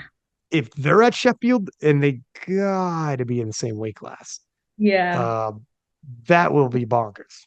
Yeah, just too much of a missed opportunity if they don't. But I just listened to her podcast, and it sounds like she's more leaning towards being to doing that. I got a feeling wherever she goes, Leah's going. Okay. I think I think Leah wants the showdown Mm, because it's Leah knows the importance, etc. And I think Corolla, because on the podcast you were right, she was not totally committed to it, yeah. but she was open for Mm. sure. But she wanted to weigh her options. However, at the end of the podcast, we played the name game, and she said, when I say Leah Babwa, she said the person to beat. Ah, So oh that was like, what? yeah. And that's the thing with Sheffield, right? You almost gotta like have a talk with each other to be like, are we doing this? Like, you're not gonna change last minute, right? Because then now we know that's a possibility that Right. you could just be whatever weight class you want to be. So they kind of have to decide Yeah. together. What'll help it as well is the it's a rare case where the 63 kilo world record is actually higher than the 69 kilo world record. So, and because it's all based off of world records, it would actually behoove her just period for the overall standings to move a weight class up. So if she Mm. wants to make more money in terms of like breaking each individual record, collecting bags, and also like overall standings, moving up on the standings, it's going to be a lot easier a weight class up and obviously performing without having to cut. I mean, there's a Mm. lot of Yeah, reasons why a weight class up is better. And then, yeah. oh, by the way, for viewership, if nothing else, for like Mm. friendly viewership, the head to head with Leah Bavois, and those two ladies are close, Yeah. super duper close. And they both beaten each other before head to head. I think they're 1-1 in competition. They both won world records. They're both like the resumes are ridiculous. Yeah. Like because Karlina is like in and out of or sorry, Karlina Corolla is in and out of equipment a world champion. So it's like a super good showdown, and Leah Bavois is Leah Bavois. So I don't know. Yeah. We'll I mean, see. it seems like there's Hopefully it all the happens. reasons to do it and not many reasons not to do it. So Right. hopefully they just do. They both seem like people girls who don't want to back down from a challenge. So I'm pretty sure they'll do it. Oh my gosh. That would be like one of the key ones I want to see, Yeah. I think. Yeah. Yeah. And probably Richards and maybe Jad running it back due to some of the controversies that are around that. Yeah. Yes. But well, we'll see. Yeah. There's only so many wild cards. I haven't done the math. I don't know what everybody's thinking in terms of wild cards being handed out. And With the it, 90, with that like second place, I think Jard like is already right. She would is have she? I didn't crunch the numbers at all. I'm not sure. neither. I think she has. I think Tim has it for us and for the guys, and I think it was Jard. So hopefully she's already coming. So New Zealand's gonna be well represented even at Sheffield Yeah, too. three athletes at Sheffield already. That's huge. New Zealand is punching way above their weight in terms of like how many people live in New Zealand. In our sport, your representation is huge. Yeah, yeah. We tend to Well, do that with niche things. is that right? Well, you pick your spots. That's how you do it. You got to Yeah. pick your spots. Is how big is powerlifting in New Zealand? When you're like, have you been to? You probably haven't even been to a competition since you won the world championships, right? No, I haven't. But our last Worlds, that was, it's a nationals. It would seem small compared to other countries, but we have like the sub juniors, juniors, masters. It's all together, and it still Hmm. takes up a whole week. So it goes from a Monday to a Sunday, with starting early in the morning, going into the evening. So it's I think it's it's definitely growing. It's very popular. You talk to a general person, they don't know what it is, but I think that's kind of everywhere. Yeah, I'm for sure. I mean, probably more like in the US, I think powerlifting's more, but to your point, Mm. yeah, Gen Pop is hit and miss. But if you Mm. go to week-long nationals, you're Yeah. getting kind of big. Like, do you know Yeah, how many yeah. lifters were at the nationals or Oh, no, I'm not sure. But like each flight, each session had like 24 or something or 20 lifters in it. And then there was three a day. And so there's a lot of people. yeah, that's healthy growth. Mm. And again, you get three Kiwis at Sheffield. Yeah. Freaking, that's a huge calling card. You got however many world champions and titleists. It's Yeah. getting bigger and bigger and bigger, isn't it? It's so crazy. Even this year with like the women's taking out third at the World Championships, like that's never happened before. That's never happened for New Zealand before. And I think it was Jason or someone was saying that like in New Zealand's history, like they had three medals or something like that. And then at this one Worlds, like we got however many medals we got at that one World or podiums we got. Yeah, three podiums in the whole history of New Zealand powerlifting. And at one Worlds, we got four Yeah, female four. podiums. I'm looking at your, yeah, it's crazy. And that's just on the women's side. Yeah, I mean, that's not we're even just including carrying Tim on the men's. carrying the whole of Yeah. New Zealand. No. Well, I mean, that's what kind of happened at France first, right? Is the Yeah, women blew up first and then the men caught up. Do you think New Zealand can turn into like the next France? I think so. I think there's potential to, and just because of the makeup of what we have. We're a really diverse country, heavily on like Pacific Island Maori culture, and I I don't know if you know much about them, but we're very No. strong, muscular, thick people. And Mm, I remember going on the Sabado for the first time, and Muhammad was talking about like, oh, I can't wait until Tongans figure out that powerlifting is a thing because Tongan people are just built for it. You know, they're short, stocky. By the way, I'm Tongan and very, very muscular. okay. And I'm not even, muscular compared to Tongan people that are just not even lifting. They're just like going about their normal lives. So, Whoa. like, I think there's so much untapped potential on the New Zealand oceanic side, Pacific side of things. And yeah, it's for the men's side too.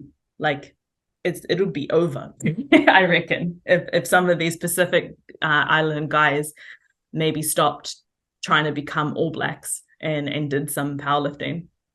I was about to ask, who are we, and by we, I mean powerlifting, competing against for these guys and girls in Mm. terms of competition? I guess it's rugby, huh?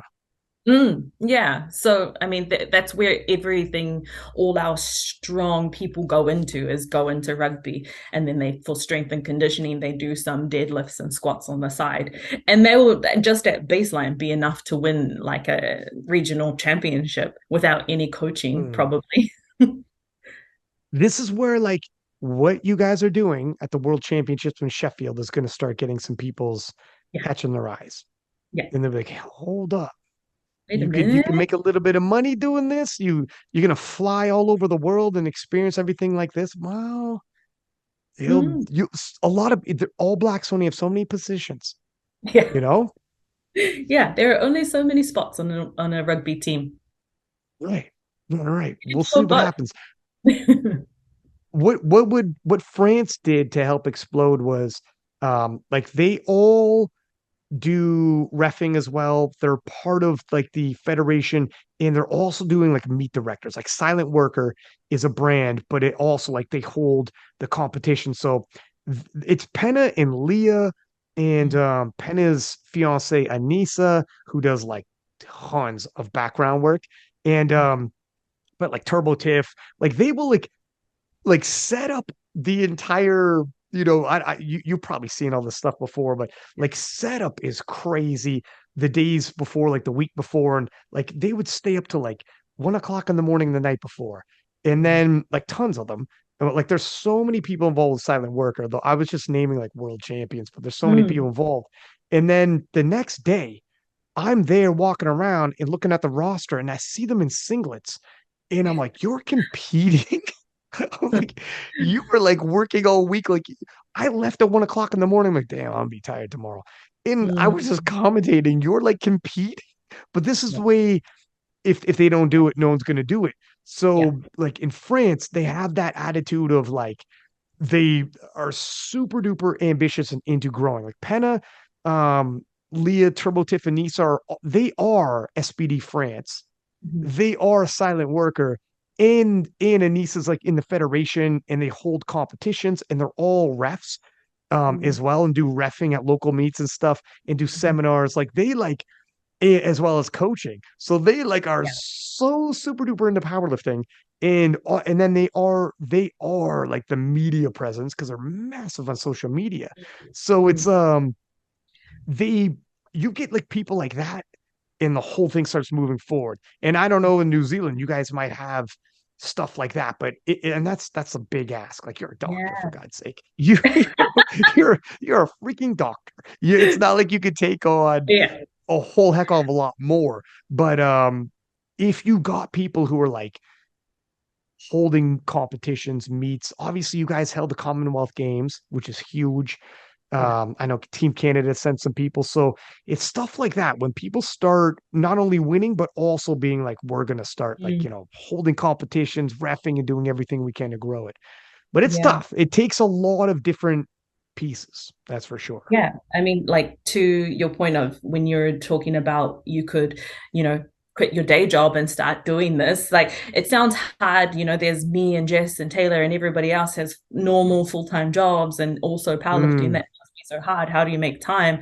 But when you decide to give up that other part of your life, you gain way more and right. in powerlifting, and your whole life goes from 24/7 just doing powerlifting and you have nothing else, and that's it. And I mean, you've decided to do that, so you're so passionate, but it sounds, it's extremely hard in its own right to do that.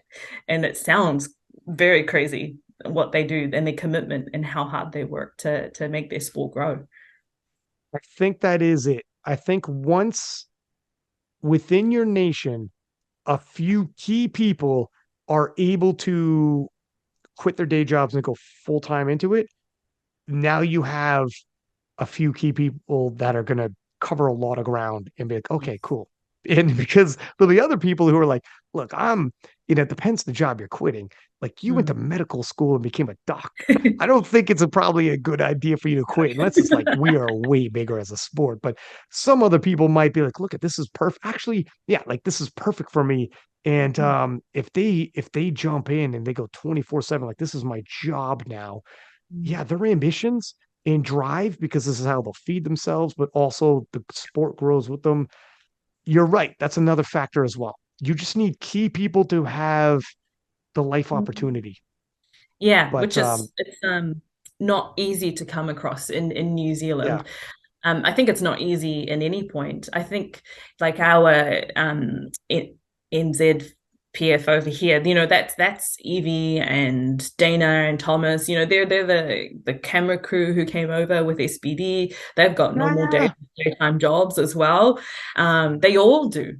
None of them do this thing full time, and so they're big ups to them because I'll never do it. And I'm thank you guys for loving powerlifting enough to do that, to live both lives. I don't know if the opportunity, maybe it does. I mean, Evie just won Sheffield. That prize money, that's a salary, that's an yeah. average salary. I don't think she's still working. I think she still wants to work. But she's also like the president of our Auckland Powerlifting Federation. So Is that right? See it's what I'm creative saying? Where people. it's and that's what you need is a couple people like that, right? Mhm, mhm, And then and then you need a couple people who absolutely murder social media. Like Penna, mhm, Leah too, but Penna's got like social media people like editing videos and his understanding. If you sit down and talk about the algorithm and how from Instagram to YouTube and he's all in on all of that, and he has massive, and that's another piece of it too. So it sounds like New Zealand's got some good pieces in place. Yeah. Clearly, the talent's there. Like the talent is that's a number one, I think. When you have Mm. massive talent like that, that's a huge recruiter. And then you have some people who are able to who are like stepping up, like you guys held the Commonwealth Games. And Evie was on here and Eric Helms was on here talking about Mm. like the coordination that took. And that was like Yeah. pretty crazy, pretty stressful. It's an international event. But Yes. when people start making those moves, it's Mm. huge. I said one time, I would like you almost would give up 10 athletes for one kick-ass meet director because if you have the right meet director who could put on like who could like assemble a team and put on the right competitions like money meets, or they actually go out get sponsors, they actually put together the live stream, they actually, if you get the right meet director, almost worth like 10 time like 10 lifters to one almost, right? Because they can do a lot, cover a lot of ground. But it takes a lot. When people Yeah. wonder like how these things happen, it's kind of luck, it's kind of right people, right time, and everybody puts in their place, and you're doing your thing by the 76s at Sheffield and then the world championships and going back to Sheffield. Like it's just we'll see. You guys Mm. are in good position. You Yeah. could end up like France with a couple key things that come into place. Yeah. Fran's a shooting, and hopefully we become shooters. That's right. That's right. I mean, you never know. Do you guys, quick question. I probably ask every single person from New Zealand, but like, do you know who Brett Gibbs is? Yeah. Okay. Have you ever seen him in real life? I've seen him once in real life, and that's when I figured out who he was because I was with my friend with Jewel who came third in the 84 plus, and she knew who he was. This was in 2018 at nationals, Okay. and she Oh was yeah. like, Oh, "Oh my gosh, you he know who that is?" that would be his peak. He Yeah, won the world championships in 2018. yeah. And then they were like gearing up for Sheffield after that, I think. Yeah. So he beat Russell Orhe for the world title in 2018. Russ beat him for the title in 2019. And then they were going to face off for the third time to settle it once and for all at Sheffield in 2020. And we know what happened with the world in 2020. And I mean, can you imagine Russell Orhe at Sheffield and Brett Gibbs, your guys, Brett Gibbs? And it Yeah. was like they're 1-1 at the world championships, and let's settle it. And Brett was a phenomenal talent. I mean, he Mhm. was so ahead of his time in terms of the numbers he put up. Like he did a mock meet in his gym. Now I get it. In his gym, Yeah. yada yada. But he totaled as an 83, 862.5 and 815 just won worlds, right? Like this, it's in he was so far ahead of the game Wow. back in the day. Brett was such a special talent. And Yeah. at a time, it's weird he just missed this big social media boom. Like when he came in, we had really started getting live streams and started getting some social media people who became Yeah. relevant, but Yeah. 2017-18 relevancy on social media is not even close to now. Like he Oh, just yeah. missed.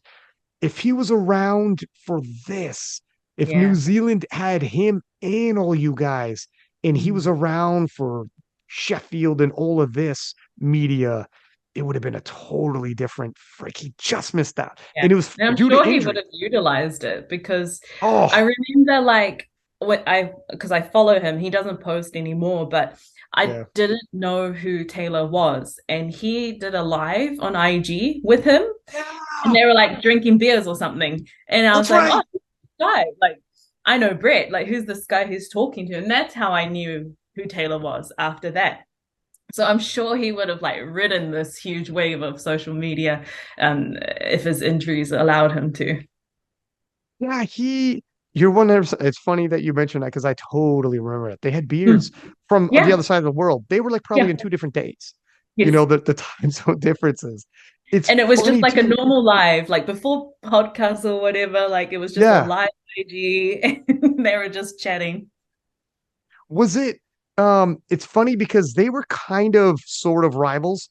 Like they weren't in the same weight class, obviously. Taylor's a 74, but in terms of who was the king, like, pound for pound the best in the world. This is before Taylor was like Taylor, Yeah. and Brett was Brett. So those two were like rivals, but not like they were Yeah. frenemies almost. I don't know.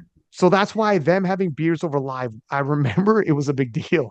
Yeah. And I mean, like you talk about how ahead of his time he was. Like it took only till this year for like a female to go past his points by, and it was me by point one. is that right? Yeah. Yeah. And I don't know Holy if a male has done it yet. I don't know. I think first maybe. off, One. first off, that's crazy. Like, hats off to you. You're doing a bunch of firsts. That's pretty cool, actually. That's a pretty cool stat. And I love that Brett is a bit of a measuring stick for New Yeah. Zealand. But you're right. Like he was, I remember at a time too, like Meg squats, she's not as into powerlifting now, more like general fitness, but she's still like into like weightlifting. But there was a time when she was super duper into powerlifting, interviewing powerlifters, and he was like doing collabs with like he would pop up on her YouTube, he would pop up on like several other collaborations on social media. And this is like, again, when social media was far smaller impact and reach, but he was like flying to America to do collaborations. He lived in Canada for like 6 months with a guy. We had a guy named Josh Hancock. He's long gone now too, but he was, I mean, I was like, man, we got to get a hold of Brett and get him on the Canadian team if he's going to be here. That was just me trying Ah, to far steal your out. talent. But he was like flying all over the world doing this. And to your point, in terms of being like ahead of the game, being a bit of a visionary, yeah, for sure. If he was around at this point, and he was by no means opposed to a little bit of trash talk on social media. Mm, Like 2006, just to hype it up. 2016 Worlds, him versus John Hack, like the John Hack, before John Hack went untested, was a huge showdown. And it was the first showdown that social media was weaponized and utilized. And powerlifting took to social media so well in terms of hyping because we didn't get normal media love. And that was the first showdown where powerlifting really got a taste for holy shit, we can mm, hype our own events with no love at all from normal media and make our community care. And yeah. that was like the first big one. SPD got behind it, made like posters of it, and Mm. Hack was commenting, and Brett Gibbs would make comments and posts. And in the caption, he's like, I love that you guys think this is going to be close. This isn't even going to be close. And he was Wow. like, see, he was so calm. He was on the cover of IPF magazine, and in the back it said 800 because he's going to Oh, be the wow. first 83 to hit 800. Yeah. He was the heaviest male to have a 10 times body weight when he beat Russell or he in Canada Worlds. And that's Canada. He went to the other side of the world to beat Russ, and Russ would just had to move like, from US to Canada, which is a very small Mm. trip. Like he was he was ahead of his time. He Yeah. just missed it, which is tough. And I Yeah. remember reaching out to him and being like, hey man, would you like to do a podcast? Because I think some people would like to hear from you because you got a Mm. million stories. And he was like, I don't think now's a good time. I'm not totally good with the like, how it all ended because it's due to Oh, injury. yeah. Yeah. And that's tough. His terms. And that's tough. Because if you think about if you're him and you were everything we just described, and you from injury, not because you wanted to, not because life had a great opportunity and you took it, so you handed off one opportunity for another, that's easier. Or married kids and you're like, I want to move this direction. That's easier because these are decisions. He didn't make that decision. It was made for him through injury. And Mm. he missed out on all this money, all this exposure, all these moments. And yeah, it's like one of those, he's like that tale for like everybody who's now enjoying, their physical primes, like yourself, would be Mm. like, don't take when you're at these events. I know, like, it's good to be focused up for sure, be focused on the event, obviously, but take some time to look around and just because you don't know, none of this is promised tomorrow. And Mm. for some people who are like, I don't know if I'll go to this world's, maybe I'll take this world's off, I'll go to next, or maybe I'll take like, don't take anything. Just say Yeah. yes. Yeah. Say yes to all the opportunities. Say yes and go. I don't know, Mm. Sheffield. Should I? Yes, 100%. You crazy? You get invited to Sheffield, you go. You get invited to humble yourself. Say yes to everything. Do it all because it can Yeah. be over tomorrow. It can be over super quick before, and it's not always up to you. Life sometimes takes it from you, and then you look back and be like, "Damn it," you Mm. know. Yeah. Yeah, totally. You just never know. You never know when your time is up. Not for life, but just for Well, things for for life too, but yeah, life too. You did we get literally. deep now. But So yeah, I mean, like to your point, that's not totally related, but that's why I don't. When I saw Evie and Leah not come out for their third deadlifts, I don't think I could do that because I just don't know, what's going to happen. Like, what am I protecting this for? Because I'm here now. So that was a yeah, different one. But cool that they yeah, got to the point where they could do it. Like that, what a flex. yeah, it is a flex. It is pretty, if you do it right, it's Yeah. quite the flex. But I do know what you mean where you're like, I get both. I could probably be talked into either position, Yeah. but I Yeah. get where you could be like, look it, I got Sheffield coming around and I could get decent money from it. But on the flip side, with everything we just said, Mm, um, yeah, you don't know if Sheffield's around. Brett was supposed to be at Sheffield. Let's keep this mm, in mind. Brett was supposed to be at the very first Sheffield, and that just didn't happen. And then yeah. eventually he just was gone totally. Like it's yeah, I don't know. When you're in the moment and you're like, fuck, we're here. Yeah. Not tomorrow. We're here right now. We're at the Mm, world championship. Like you said, your family's out there, everything, and you're like, you know what? I think I'm gonna make mm, that final pull. You're yeah. like, I don't know. I could see both.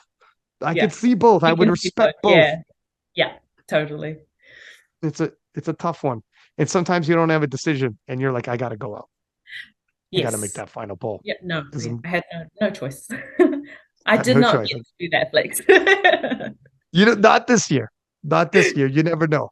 Well, I guess Agata's she's Yeah, I don't 20. know if She's like I'll ever yeah, get that yeah, flex. I guess you're like, you know what? Yeah, exactly.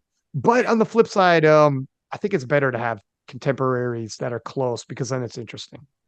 Oh yeah, totally. So interesting. And I think Agatha, she's going to be a world champion one day. That's Yeah, it's she's going to be a world champion one day. It's just not while I'm here. that's and that's and there's the soundbite. Thank you, first off. There's the soundbite.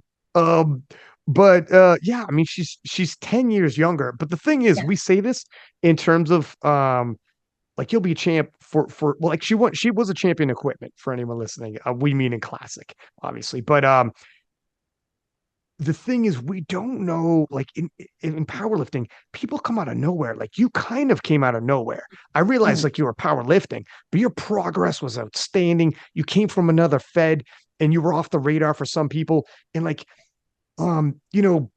these days, mm. it's difficult to say. Like some other monster could just rise up out of another nation. Like, oh my gosh. I Yeah. remember I remember in 2017, Daniela Mello won the 84 kilo world championship. And she was like I think she was a junior, kind of like Agata, and Mm, destroyed everything anybody else ever did. And I was yeah. commentating her session, and I was blown away by her. And she was trained by Joey Flex, and Joey Flex like, wait till you see this girl, and she like so lived up. And I remember being so blown away and thinking, well, Yeah. she was like a junior still, and she destroyed like all the records and everything, and no 84 before her was even close. And I remember thinking she's gonna be champ for ever. Mm, Like mhm. next 5 years, ladies, good luck. Yeah. And then the very next year, Amanda Lawrence emerged. Yeah. And it's like, Yeah. And then this you're is, like, well, good luck anyone beating Amanda. becomes, well, let me take my foot out of my mouth. Like you just never freaking know. But yeah, it's a yeah, powerlifting is like that. Because it's a true global sport where some sports they're more centralized in certain nations. So you kind of see people coming up the junior ranks or minor leagues or whatever the sport like that. You get as good scouting. But Yeah. with powerlifting, because it's spread throughout the whole world, and people, we have juniors, but oftentimes people in the open cross over from another sport, like you're saying, with how many people in New Zealand could easily cross over and 18 months later be like, how you like me now? Yeah. Because they just weren't focused on the sport yet. That's what makes Yeah. powerlifting so intriguing and people just pop up. Exactly. And like when some people think like, am I too old? Like I'm 25 and I've never powerlifted before. And it's like, no, like the peak is around 30, it seems. And so like they can just come in at literally any point of Yeah. your like 20s and 30s. It's funny. I was talking to Eric Helms came on and he cited a study, and I don't want to misquote, but I believe he said the powerlifting primes, the primes of from the study, I think were around 28 to 35. Mm, And I mean, there's outliers and variances, etc. And a lot of this will skew as we move forward because a lot of it looked like it was getting younger and younger. But yeah. I think because I was around in 2008 in powerlifting, I didn't start powerlifting until 2000, until I was 28. But Okay. I was weightlifting like my whole life. But I didn't find powerlifting till 28 because like we're not in normal media outlets at the time. And social media in 2008 was like a joke. So you're not going to Mm, find it. It's not on the news, it's not on TV, and social media is a joke. So you just found it because you got lucky enough in life to come across a powerlifter and it was so niche. But so I think previously the peaking age is going to be a lot later because you're joining the game already yeah. an adult in your 20s, etc. But I think it's skewing now because social media is so much bigger with powerlifting, and now we are on like Euro Sport, etc. So you will have literally children watching television with their fathers and mothers at night and being like, "Holy shit, who is that?" Well, that's Karlina, and they're like, that looks cool. Who is that? Oh, that's, you were the 93s. That's Jonathan Keiko.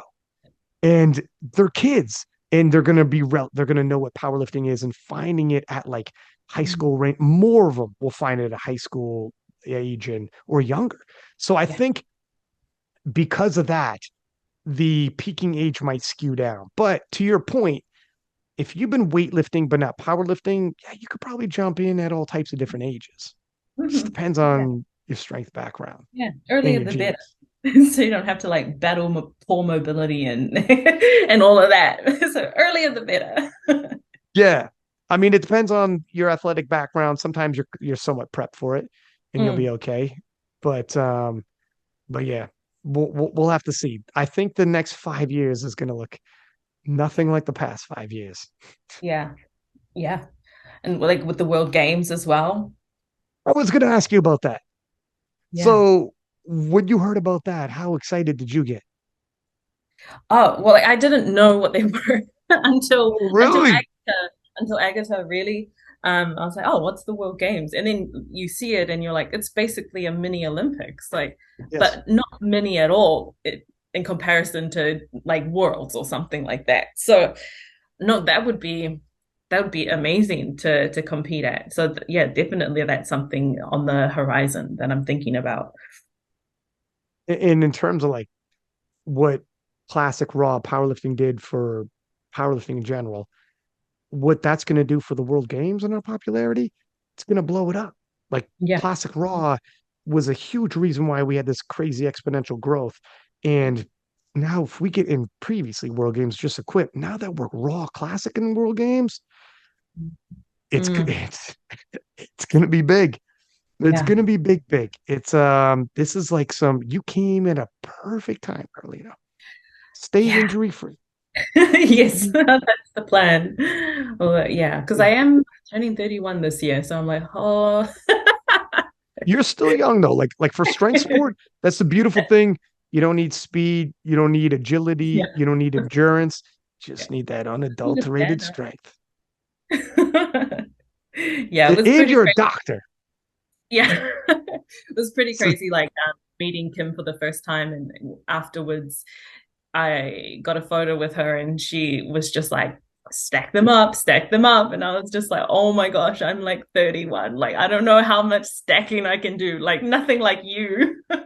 you Can't don't like know. You never stack them know like though. you." But you never know. Like 31 is I mean, you could easily do this, make another run for another few years for like Ah, yeah. you and you're relatively injury free, right? Yeah, yeah. No, I've not experienced any like threatening injuries before, and I'm very aware of making sure that I'm doing as much as I can to stay that way. But I mean, what's Kim's like got 8? It's something crazy. 7 or 8. It's ridiculous. Yeah. It's I'm like, it's I don't crazy. like, can you count like 2 or 3? Is that a stack? Is that still a stack? I really stat. Here's the thing. Here's the thing. Um, as time goes by and the sport gets bigger and bigger, bigger with like the world's getting like this world championships was by far the biggest. And it's only going to get bigger, dude, like Sheffield World Games, all the different TV deals and more, by the way, more TV deals are going to be made Mm, throughout the world. So mm, that's just going to make bigger casting calls. Social media gets bigger and bigger, etc. It's going to be a lot harder to run a dynasty. It'll mm. happen because you're going to have special talent. Yeah, But I yeah, think running a dynasty when the sport was a lot smaller, it's a lot easier if an outlier comes in, looks around, and is like, holy shit, there's not many other outliers right now, and you run that dynasty, right?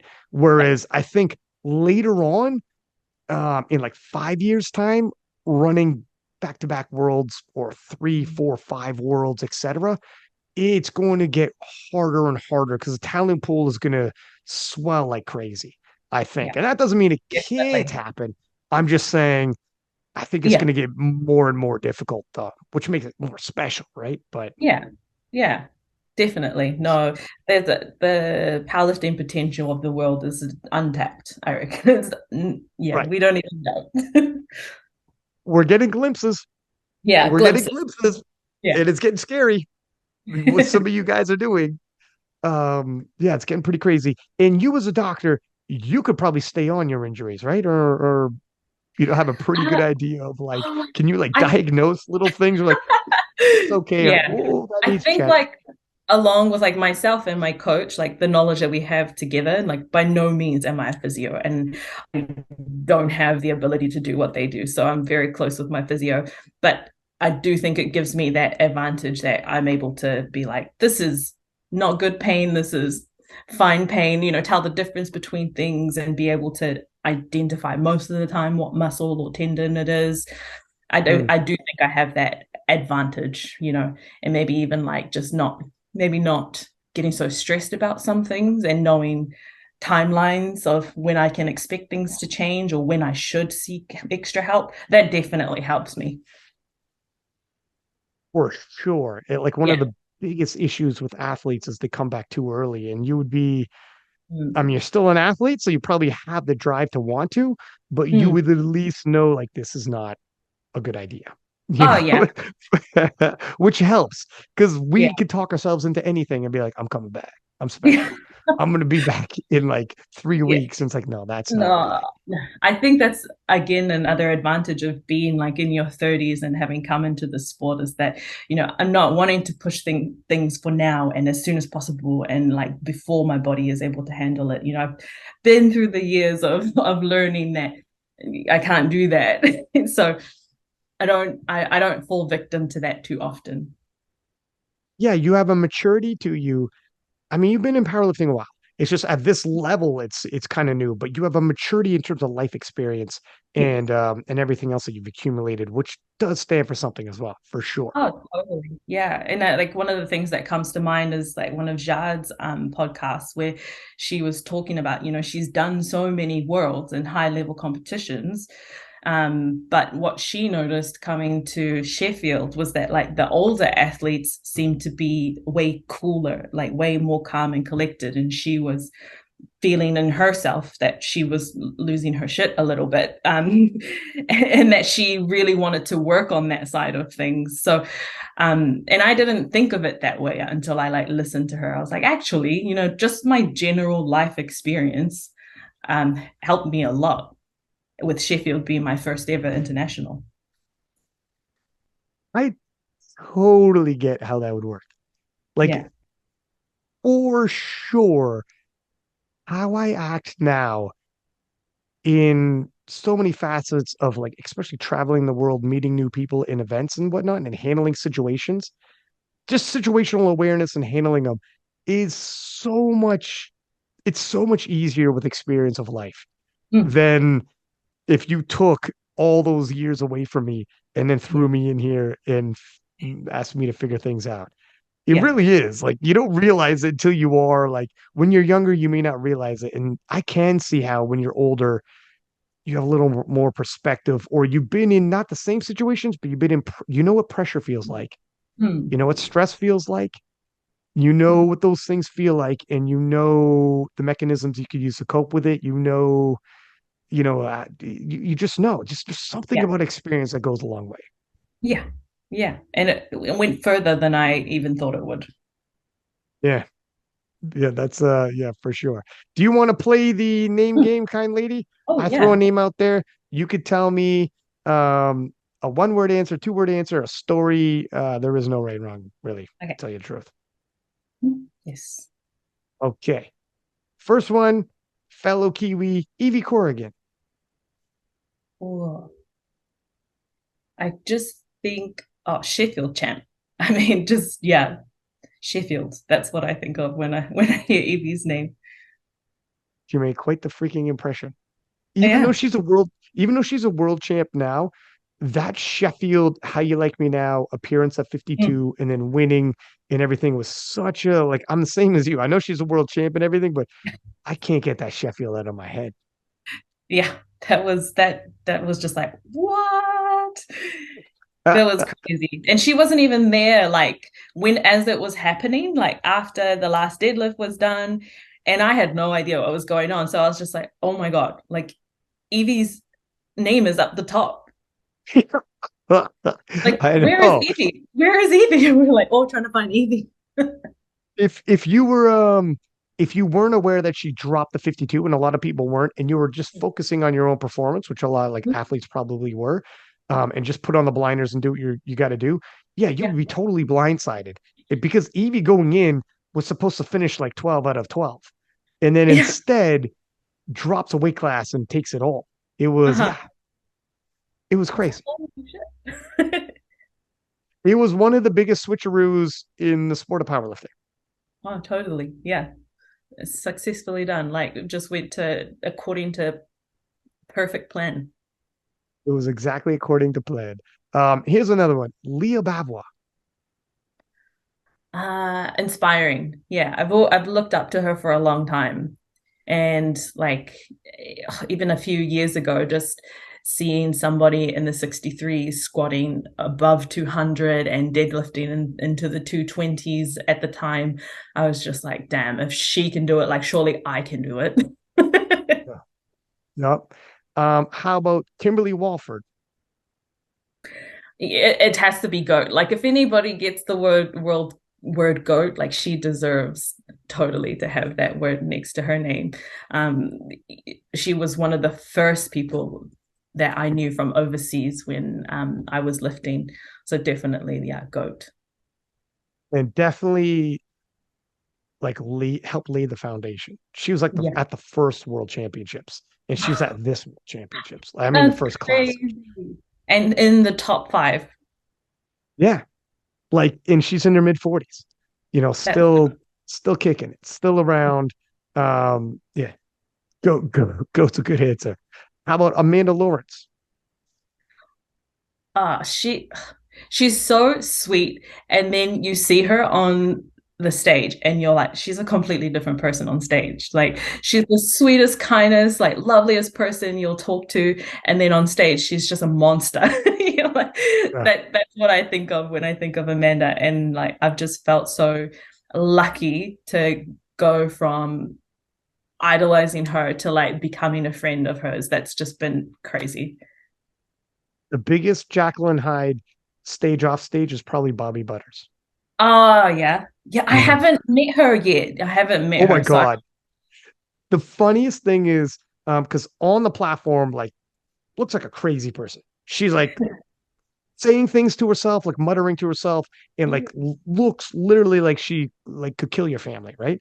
But you meet her off, and she's super jacked, and like it's intimidating. You mm, meet her off the platform, could not be the sweetest of sweethearts, more so like soft spoken. When she was like about to get the handoff for her bench press, she was getting crazy hyped up. I don't know what she says to herself. I gotta ask her because she's muttering things to herself, and then the handoff guy comes good. She goes, "Oh, and thank you. If I could have so nice with her, thank you," and then goes back to like show back. muttering bloody murder to herself. Huge Jacqueline had it on and off the platform, but that's probably a lot of people, but she is for Very, sure yeah, the at the top of the she's list. she's the top, she's the tippy top when it comes to on and off. How about Brittany Schlater?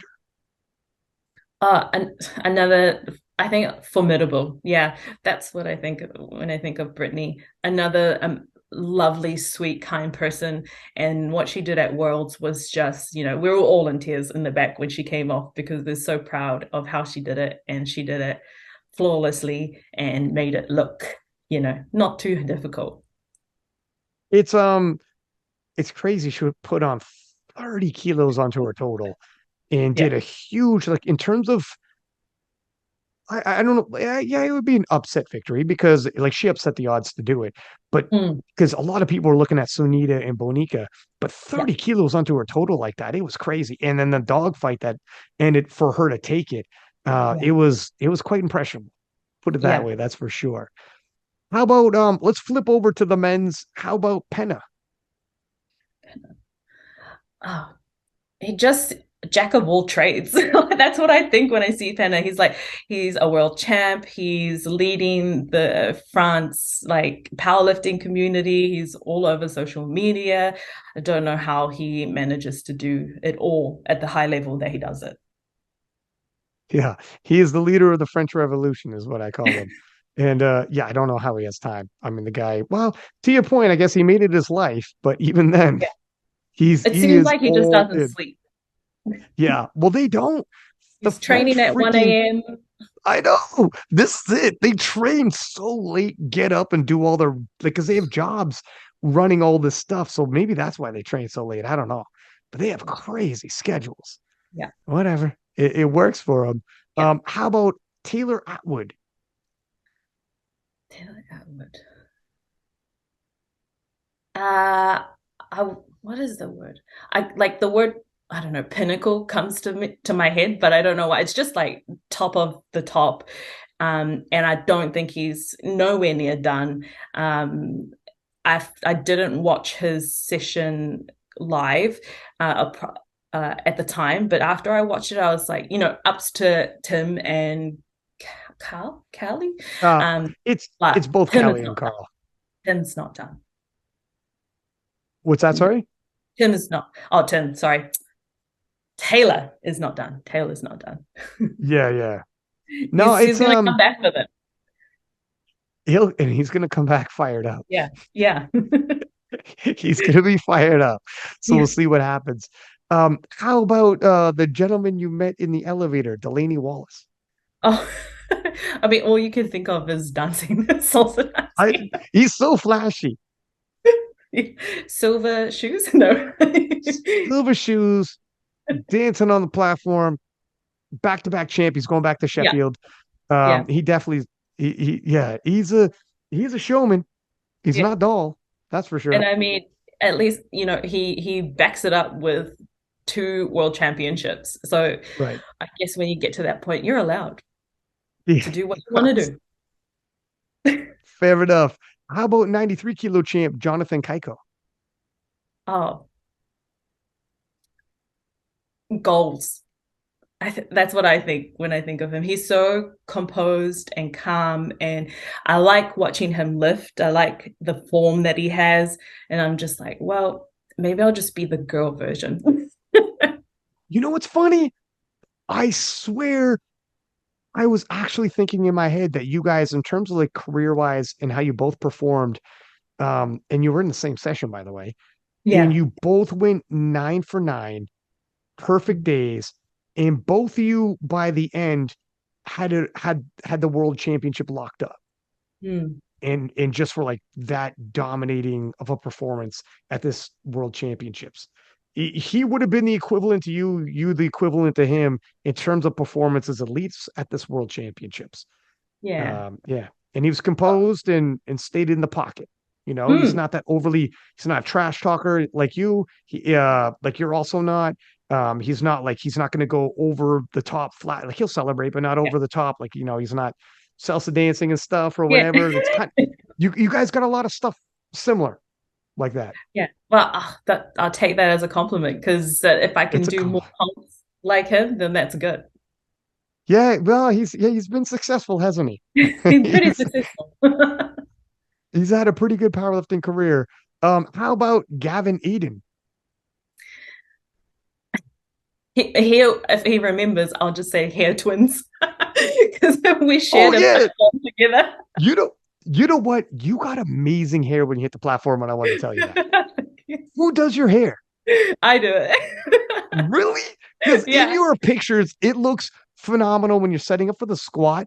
There's a couple pics when you're about to squat, Yeah. and those are always cool pics because the person is like tense and about Mm. to like it's about to have the action, and Mm. those look good.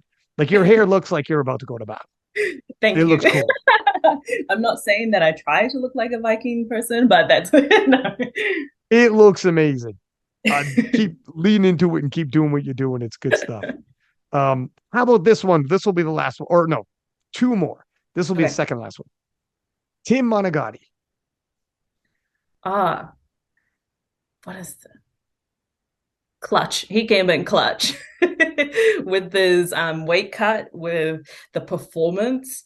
Um, these people they keep cutting weight and doing it really well and performing really well, and it's sort of like I don't know if people should be looking at this and thinking everybody can do this, but they're making it look like it is a good idea. Not for I me, know. I don't think so, but they're doing it really well. Yeah, like no, you're obviously already a world champ, but for these people, for them, because they were in a situation where they weren't the world champ, they were trying because they had been to world championships, a weight class up, and they were both elite, but not quite, right? And Yeah, then dropped down a weight class. Evie did what she did, and Tim was right there, yeah, right there. So yeah, it is. They probably make it look easier than it actually is, and I'm sure yeah. there's going to be couple of people who are going to watch that and get so Mm. inclined to give a stab at it, and they're going to have mixed results. But Yes. but But no, it's tough he came because away with a world squat record at his first comp at it. I think he only had like one comp at 74 before it, or maybe that's right. two at most. Um, but none of them looked like what he did at Worlds. So yeah, ups to him for that performance. Yeah, I mean it's they were in that position where they were like, I think they were like just off podium.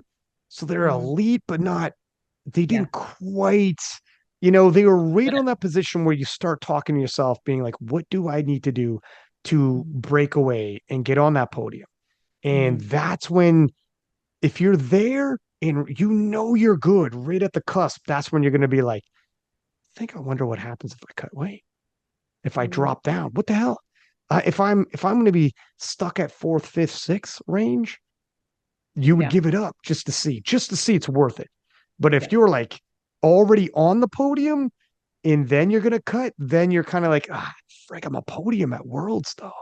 Now Mm-hmm. you're starting to give something up. It's a risk, right? Yeah. Yeah. I don't know. We'll see, but we might see a couple people who are in that range drop down, and it could be a mixed bag of results. But you're right. From they do make you. They're probably making a lot of people think about it, Yeah. but we'll see. And how about this for the last one? Karlina Tongotea. Oh, world champ. Ah, it's true. That was a perfect lineup for you, wasn't it? If I'm like, give me 1 to 2 words, how good does it feel to be a world champion? Yeah. It feels like amazing. It was everything that I've been working for the last, obviously the last 5 years, but definitely for the last 18 months. This non-stop training campaign, no breaks, not taking the foot off the pedal, just pushing and pushing and pushing. And then for it to work out the way that we planned it to work out, it's Mm. just like an overwhelming sense of gratitude and victory. And it happened in the most perfect way that it could. Like I had my family there, I had my best friend there, my coach. I'm so, how did I get to this place where I got to do that? It's crazy. 9 for 9, perfect day too. Yeah. Yeah. That's not Just that's not it's not easy to do at a world championship. no. And I mean, we don't I thought I was a consistent lifter, and then I watched Matt Gary's breakdown, and I was like, wow, I go 6.7 for 9 on average.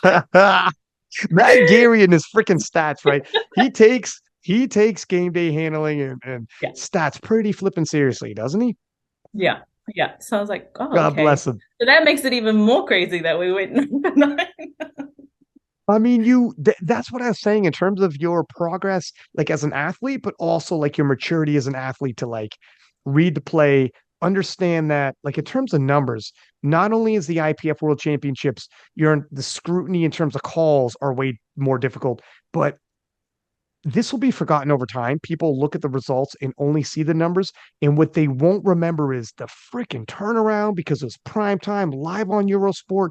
Some people in other sessions were completely falling apart and faltering. A lot of Yeah. people's totals went down and because they weren't adjusting or they were whatever. I mean, some people were bombing out. Mm. Medal favorites, we're talking about the 84s. It is what it is. You're moving so quickly in some sessions it's not going to be like maybe other competitions you had. And it's the maturity as an athlete to adapt. And that's how winning is done. And that's what Matt Gary preaches in terms of game day is like numbers be damned, freaking win in 5 years. All these other lifters, like totals just keep going up, but nobody will ever take away that you're a world champion. Mm. You know what I mean? It's you just get the job done. You're And not, gonna feel that the best number is 9 for 9. way. Perfect day. Yeah. That's like Yeah. precision. Jonathan Keuchel actually takes Jonathan Keuchel was talking about that on his podcast about he talks to his dad and his dad is super duper. He was raised, his dad is like surgical with this, like very much a man of details. And when you're given a task, you do it properly. That's where perfectionist. And I started calling Jonathan Keuchel Mr. Perfect because he never lost a lift. But I didn't even know his background where like if he had a day where he missed a lift and his dad was so into this, he would write down what he thought his attempts should be. His dad is all in on Jonathan, his training and like what he thinks his attempts would be, whatever. And if Jonathan missed a lift, it'd be like, if he missed one competition years ago, he missed like 3 lifts. And his dad couldn't wrap his head around like, how did it happen 3 times though, son? You know, Oh, like we're like, wow. how did you misjudge? What do you mean depth? Like, well, it's one of these deals where it's just the way his dad works. His Yeah. dad loves him the whole nine, but his dad's a perfectionist the way he attacks things. And Kaiko takes a great deal of satisfaction of winning, but also going 9 for 9, 27, white lights and being like precision, precise, technical. And if that's why the one year he lost, It was the only year we'd ever seen him miss a lift at the national or world level. And he Mm, missed his last deadlift and he mm, lost. And yeah. that'll eat him up. That's like, how does a mistake happen like that? Mm, He can't, and so yeah, for you to go to the worlds, go 9 for 9, it's like it means something. There's a precision there. Guys like Matt Gary love that. You know, they just that's the stuff that they really respect in a powerlifter. yeah. So yeah, it was a pinnacle performance for you, kid.